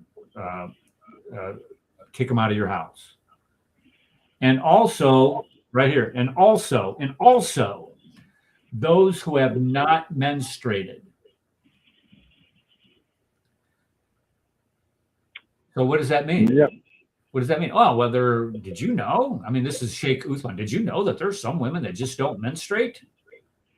Really? I mean, that's your reasoning for it. I mean, this is an excuse. This is an excuse for men to do these disgusting and evil things to little girls. Because evidently your modern Islamic apologists, they will use this, they will make you this excuse. And the reason why they make this excuse, because they know it's wrong to do this. They know in their heart that it's wrong to do this. Again, I'll say this again. They have a higher sense of morality than Muhammad did. They have a higher sense of what is morally right than their own God does. Because it is written, God tells us in the Bible, his law is written on our heart. We know when we're doing when we do things that are sinful, we know this is wrong. We know this is evil. When a 53-year-old piece of garbage crawls on top of a 9-year-old prepubescent girl, it's evil. It's not a cultural moray or something of the like. It's evil. It is clear, pure, unadulterated evil. Now, if you don't know what a girl that is, what does it say here? That those who have not yet menstruated means, if you don't, well, let's go to Ibn Kathir, the writer of Tasfir. He says, those in menopause, those who do not have menses, Allah exalted clarifies the waiting period of the women in menopause, and that is one whose menstruation has stopped due to her old age. It is 3 months instead of 3 monthly cycles for those who menstruate, which is based on the ayah in Surah Al-Baqarah, yada, yada, yada. Then he says, this is Ibn Kathir. If you know more than Ibn Kathir, that okay. He says the same for the young who have not reached the years of menstruation. So Ibn Kathir is saying that it is girls who have not yet matured, for the young, for the same for the young who have not reached the years of menstruation. Is exactly what he says. Oh, you don't believe Ibn Kathir? How about Al-Jalalain? Al-Jalalain says those who have not yet menstruated because of their young age. Prepubescent. So if we're confused about what that 65:4, what Allah, the God of the universe, is commanding, is saying that you should do, you can marry a little girl, you can consummate that marriage with the girl, and then you can turn around and divorce that little girl before she's even had her first period. Don't you see? That's evil. I think the proof is in how many times we have seen them working that out. And lately there was a Somalia that tried to pass something that you couldn't marry underage girls, and they had a meltdown there about not being able to have their Sharia rights. In Iran or Iraq? I think it was Iraq. Somalia. Oh, Somalia. No, that sounds Oh yeah. That's I'll try to get it to you. Yeah, that's disgusting. All right. That sounds well. That's, I mean, 99% of the people 99.9% of the people that live in Somalia are Muslim. So My question is, who wants to have a relationship with a child? Somebody Like, who in their right mind? It's like you have to be pretty crazy. Like you have to be psychotic to be like, this is a child. Like, I was a teacher like you know, and I taught children. I taught like high school, right? And I would never even think about having a thought of having an intimate relationship with my high school student. Do you get what I mean? Like, that's where my brain is at. I'm not like, oh man, this is potential, marriage material. It's more like, oh, this is my student. I'm more like, a big brother or like an uncle figure. Do you know what I mean? Like I don't know if that's how you feel too with your female students. Like you would never feel that way, right? Yeah. Let me just put it this way. Even if you do feel that way, in your heart you shouldn't. So even if you do have those attractions, you know that's wrong, that's sick. You know better. And this is what really gets my dig, because Muhammad evidently got this revelation, don't you see, from the angel Gabriel, says that you can marry these little girls and you can divorce these little girls after you consummate this marriage with these girls. And then he goes out and does it. He's 53, folks. He's 53 years old, for God's sake. Who at 53 has those kind of feelings for a little girl? You have to. This is, again, it's called pedophilia. It is in the DSM. If you have a attraction for a child and you are, I think at the age is like 8 years or more. For an underage, and your age is 8 years or more, maybe it's 6 years or more, then you're sick. You have a mental disorder. It is a mental. This guy was 53. It wasn't 8. It wasn't 6. 53 minus 9 is what? 44? 44-year difference. And people say, well, we don't know what her age was. Were you, I mean, one imam, were you there? Well, Aisha narrated Aisha in Sahih Bukhari. Says that the Prophet married me when I was 6, and he consummated his marriage when I was 9. Sahih Bukhari 7.62.64 narrated Aisha. I used to play with dolls in the presence of the Prophet. And my girlfriends used to play with me when I was apostle, used to enter my dwelling place. They used to hide themselves. The Prophet would call to them and join and play with me. Playing with doll means that you're prepubescent, because once you become a woman, you are no longer to have images. That's Bukhari. Aisha reported that Allah married me when I was 6 and admitted me to his house when I was 9. Sahih Muslim. He was taken to his house a bride when she was 9, and her dolls were with her. And the Prophet died when she was 18. Sunnah Abu Dawud. We got another guy here. He had intercourse with me when I was 9. That's Aisha said. This is Sunnah Nasi. Messenger of Allah married me when I was 6 and consummated the marriage when I was 9. Nasi again, 9. Nasi again. Aisha, the messenger of Allah, married her when she was 9, and he died when she was 18. This idea that she was 18 when he married her is a lie. And the reason why Muslims will lie about it is because they have a higher sense of morality than their prophet and their God, because they know it is wrong. Sunan Ibn Majah, Prophet married Aisha when she was 7 and consummated marriage when she was 9, and he passed away when she was 18.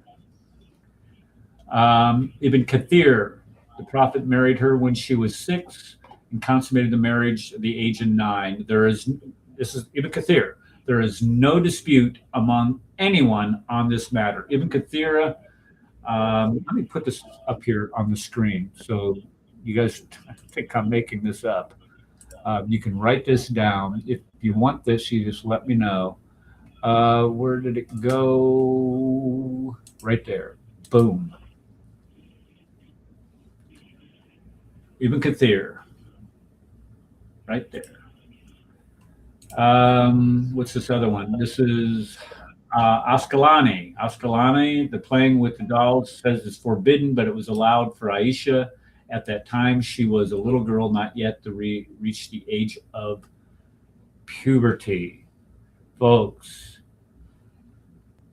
we have their sources. This guy was sick and twisted. This is the reason why we know he wasn't a prophet. And anybody that tries to tell us that he was is just as sick and twisted as this guy was. You'll sit here and you'll listen to people try to make up all these excuses. Well, tell me what a little girl is. What is a woman? Just shut your mouth. 53 and 9. 53 years old and 9 years old.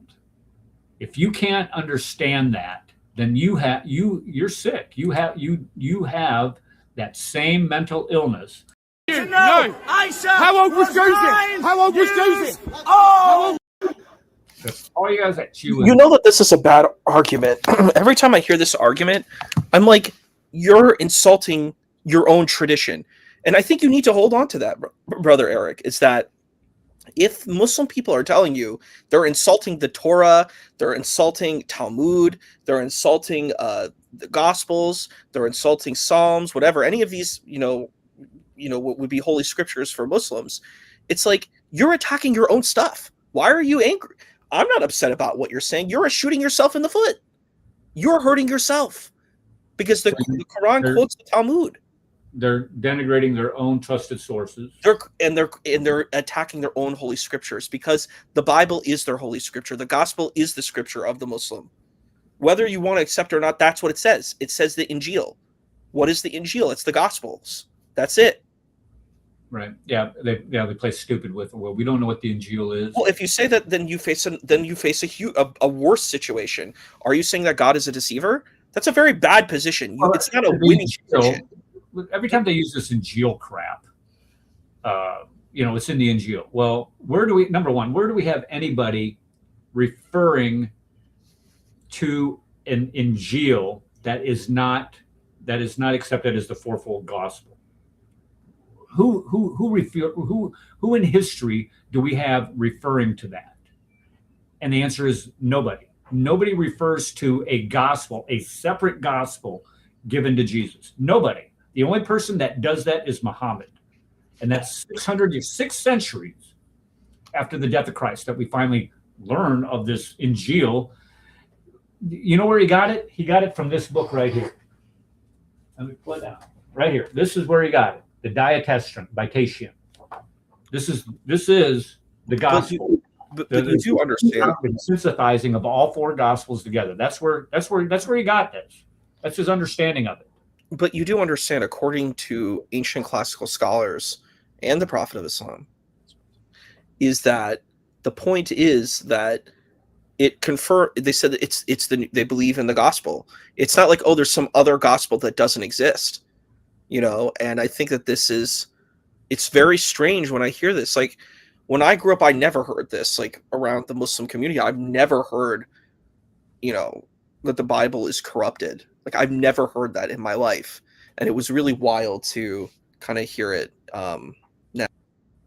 Well, if we say the Bible is corrupted, number one, give me a definition of what you mean by corruption. Because if you're going to provide me a definition of corruption and we can apply that consistently, we're going to go to your Quran and we're going to do the same exact thing. And you're going to have the same exact problem. Anytime that you get a text that is over 1,000 years old, you are going to have variance within it. It doesn't, this idea that you have perfect preservation, that's a lie. Everybody knows that. So we can prove it. We have, 37 different Qurans, for crying out loud, and we know what the variants are. So this thing that that you're saying, that they're going to say that the Bible was corrupted. Number one, the Bible that we have today, is the same Bible that existed in 325 with the Codex Sinaiticus or Vaticanus. I can't remember which one's the oldest, Sinaiticus or Vaticanus. We have a complete Bible that's that old. We have fragments that match, the oldest fragments that we have match what we have today. We don't have anything demonstrating that we have something different. When we do have differences, where we see insertions, where commentaries have been added, like John 5:4, where we know this is a commentary that was added. We know about the long ending of Mark. We know about the woman caught in adultery. We know where these insertions have occurred. The reason why we know about them is because we have super uber old manuscripts, and we can see where these things were added. But there's perfectly good explanations for each and every single one of those. None of them.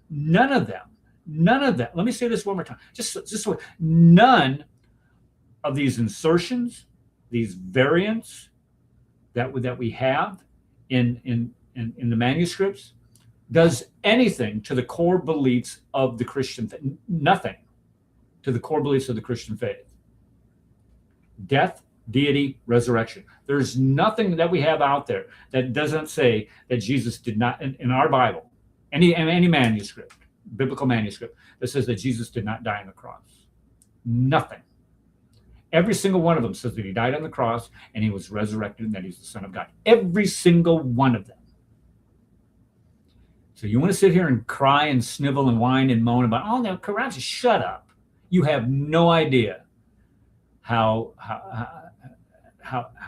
we arrive at historical facts. It's just idiocy.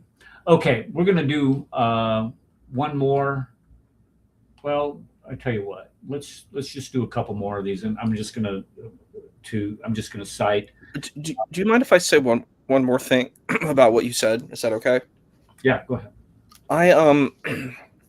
It's just bizarre to me to attack the scriptures from a Muslim point of view, because if you do, you attack Islam. Like, you have to. You can't just say, well, the Quran is the only word that's preserved.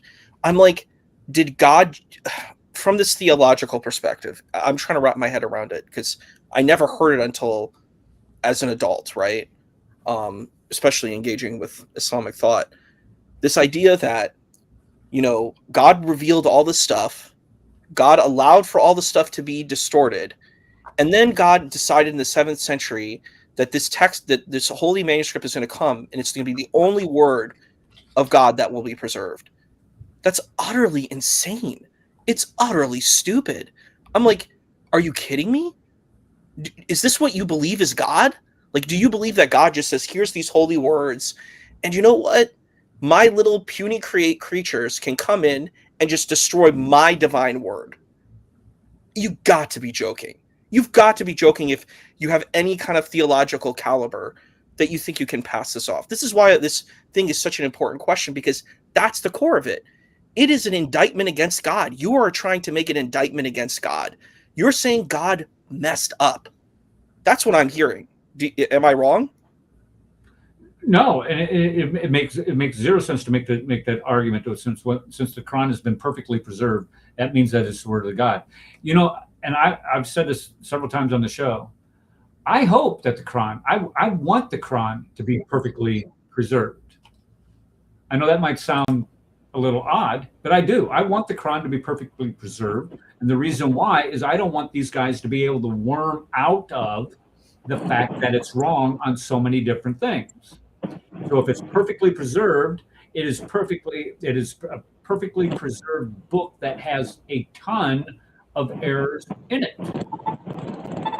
So, number one, the idea that perfect preservation somehow demonstrates divinity. No, that's stupid. That's one of those dumb arguments that the Quran must be from Allah because of the word I'm looking for. It was of its divine. Well, how they say that it can only it's perfect the divine poetry that it is, or it's perfect poetry. What the heck is the word I'm looking for? I can't remember what the word. The literature. It's so special. Produce a verse similar to the Quran and excellence, literary excellence. It's so excellent in its in the way that it says things, that it has to come from no other one other than God. Baloney. That's just dumb. That's just a stupid argument. And then having it perfectly preserved is another stupid argument. You can perfectly preserve things that are wrong. And then thirdly, it's not perfectly preserved, and we've demonstrated that, and we've been able to demonstrate that only recently, where they've been gotten away with for centuries, saying, "Oh, the Quran's been perfectly preserved. Not a jot or a tittle, not a diacritical mark has ever been omitted or changed." Baloney. It had, and we have different Qurans today that clearly show that has occurred. And it's not even in the original Arabic script that it should be in. What do they call that? Hijazi, not the Hijazi script. I can't remember which script it's supposed to. It's supposed to. The script that it's in comes from a region of Arabia that's different than Mecca, which is another reason why the Islam is false, because Mecca didn't exist in the 7th century. If you ever want to have a debate on that, moderated debate on that, I'd be willing to have a debate with you on that also. Okay, The next point that I wanted to make is Muhammad's treatment of women. And we talked about how he treated little Aisha and how sick it was for him to do that to a little girl. If there's no other reason out there why we know Muhammad wasn't a prophet and that he is, I mean, if you follow Muhammad's sunnah, you can go to jail today. I mean, that. If you would do this to a little girl, you would go to jail. So don't follow his sunnah. And most Muslims today realize how wrong this is. But then again, you have people like Yasser Qadi saying, well, you shouldn't run away from this. Yes, you should, Yasser Qadi. You should run as far and fast as you can away from your prophet because he was a sick, sick individual. Beating your wives into submission. Quran chapter 4, verse 34. And for those whom you fear rebellion, admonish them, banish them to beds apart and scourge them. That's Pickthall. Shakir 435 or 434. And those who part of you fear desertion, admonish them and leave them alone in the sleeping places and beat them. Yusuf Ali and those women on whose part you fear disloyalty, ill conduct, admonish them, refuse to share beds and beat them.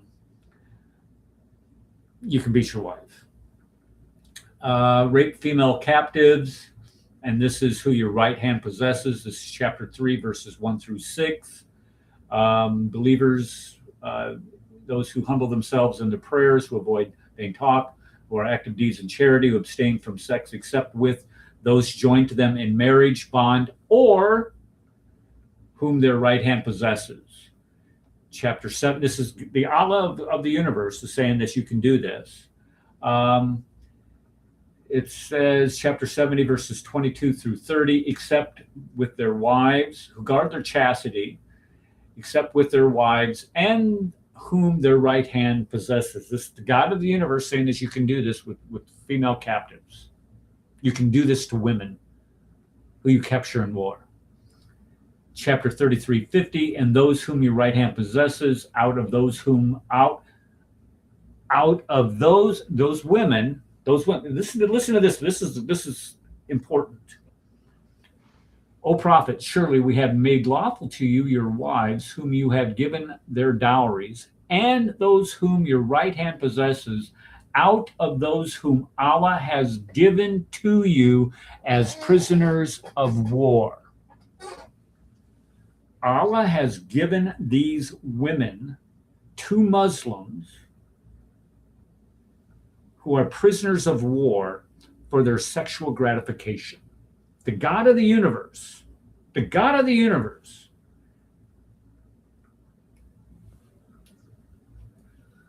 also prohibited women who are already married, except those whom your right hand possesses. That's 424.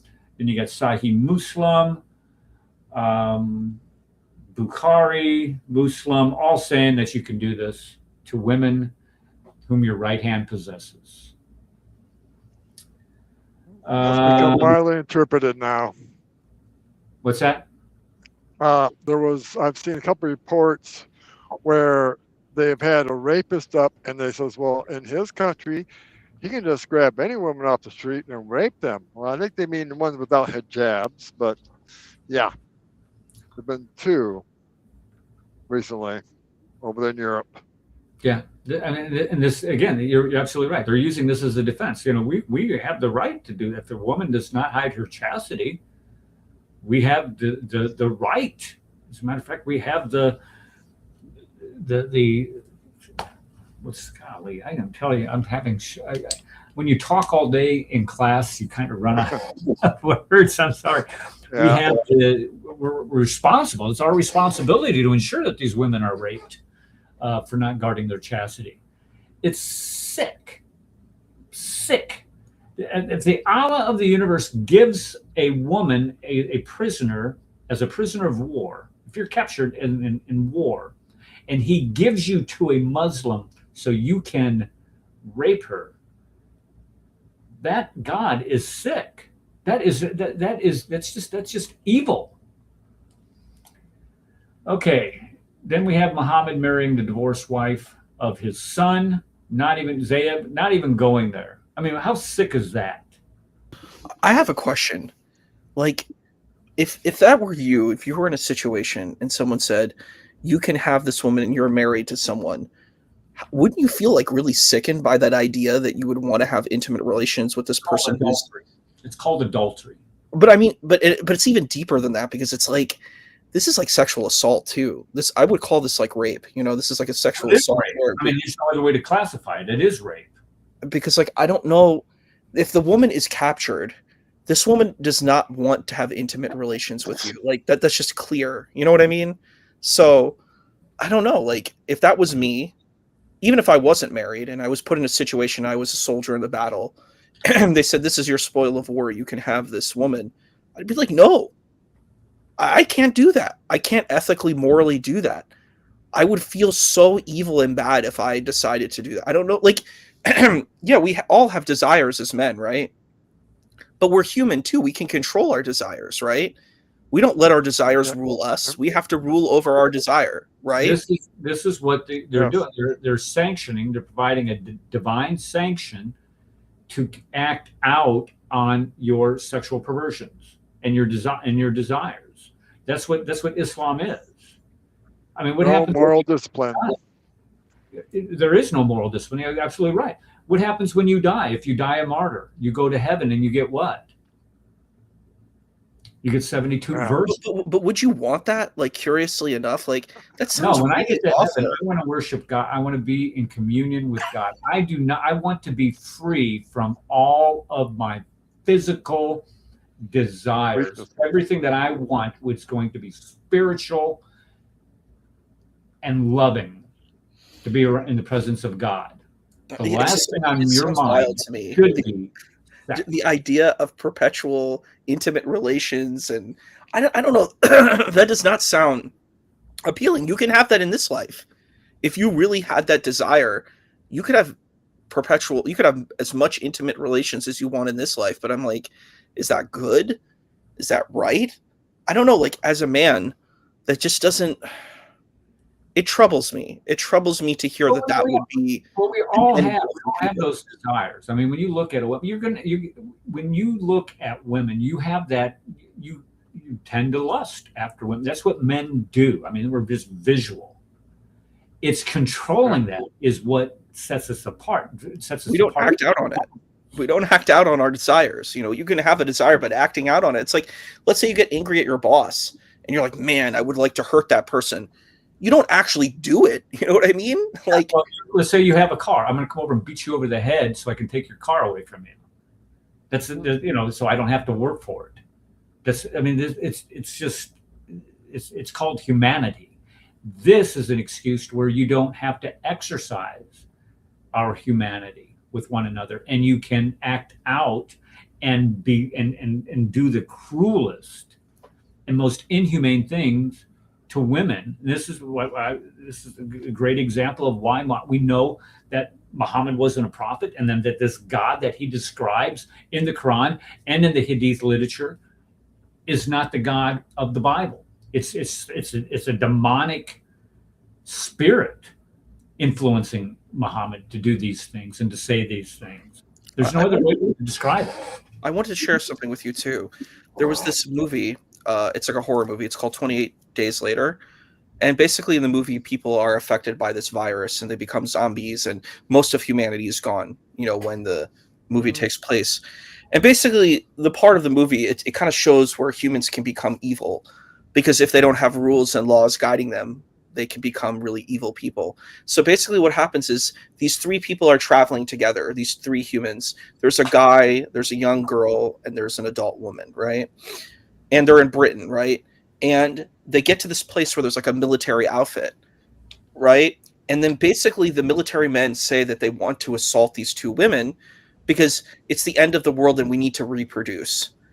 And that, to me, just when I heard that, I'm like, okay, I'd rather just die than give up my humanity so other humans can, like, I was like, I would lose my humanity for this. But basically these guys are like, we're going to assault these women, the girl and the woman, so we can reproduce children.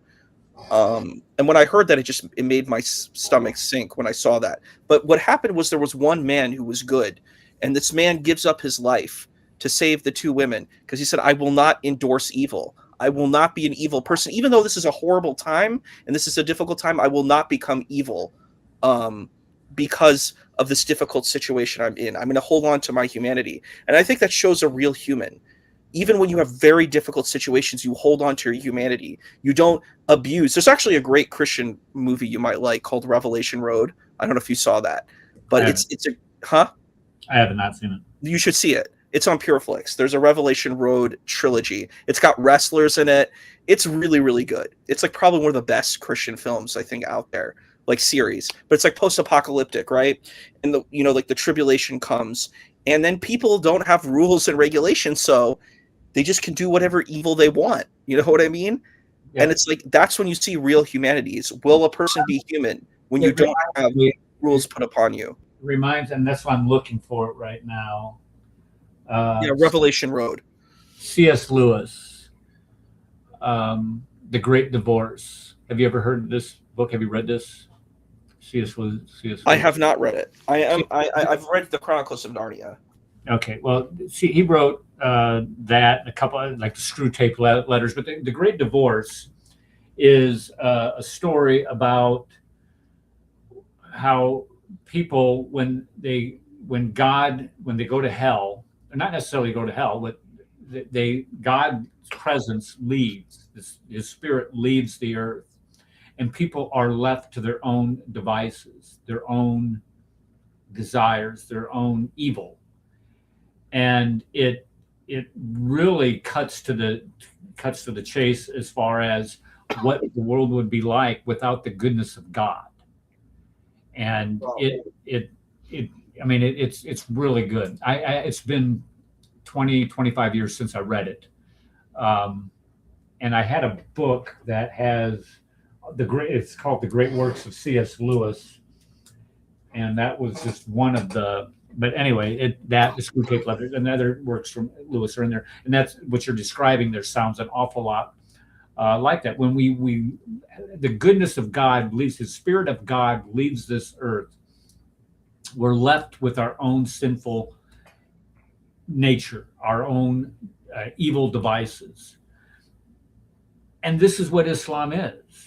I mean, when you look at, when we think of, all of the sexual pleasures that you can enjoy as a Muslim, all of the advantages that you can take over and impose on people of the book that are not Muslim, it clearly shows that this God of the Quran is not the God of the Christian Bible, of the Jewish Bible. It is an evil, demonic spirit that has inspired billions of people and caused the misery of countless. When you look at the women in Islam over the centuries and how much they have suffered because of being made into and treated like just simple property to be passed around, you can't. I don't know. Okay, we got to get going we've been out here for 2 hours, guys. I see that Shepherd's Hook's already bailed on. He's probably had to run in, driving while he's doing all that, and I appreciate him coming. Everybody in the chat, again, thank you so much for coming, and I appreciate all of the input that you had during the course of the show. Issa, you've been a rock star tonight. I appreciate you. Yeah, my courses are all done tonight, so I'm free. Sometimes it's hard, like I can only be in the background, but I'm free tonight, so I think we can have I'm glad we had a really deep conversation, and I think we got spiritual. What do you do on Sundays? Do you got to work on Sundays? I work Sunday evenings, but usually I'm kind of like free because I'm like on call. So unless I have to go, yeah, I'm pretty good. I can probably. One of those jobs. I see. Yeah. Okay. I have a cool job. No, I get it, and I think I know what is that your chaplain's job? Yeah. Okay. Yeah, that'd be a cool job to have.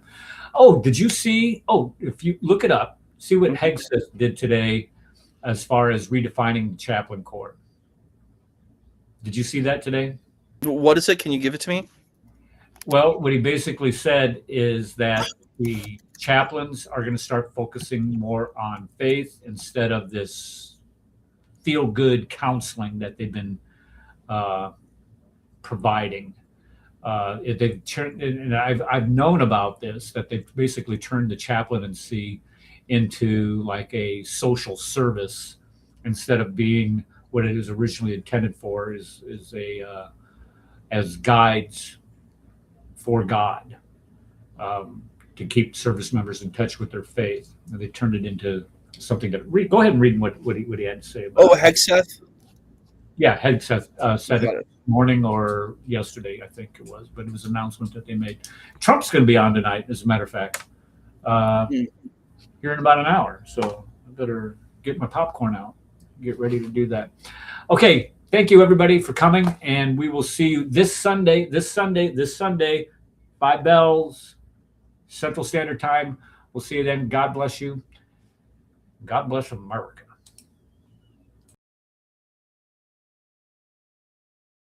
Advanced student and specialist, that the standard narrative has holes. That's what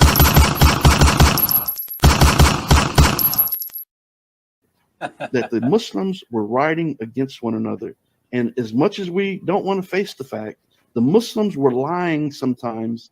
They were fabricating, they were embellishing, and that might be hard to accept, but that is a reality.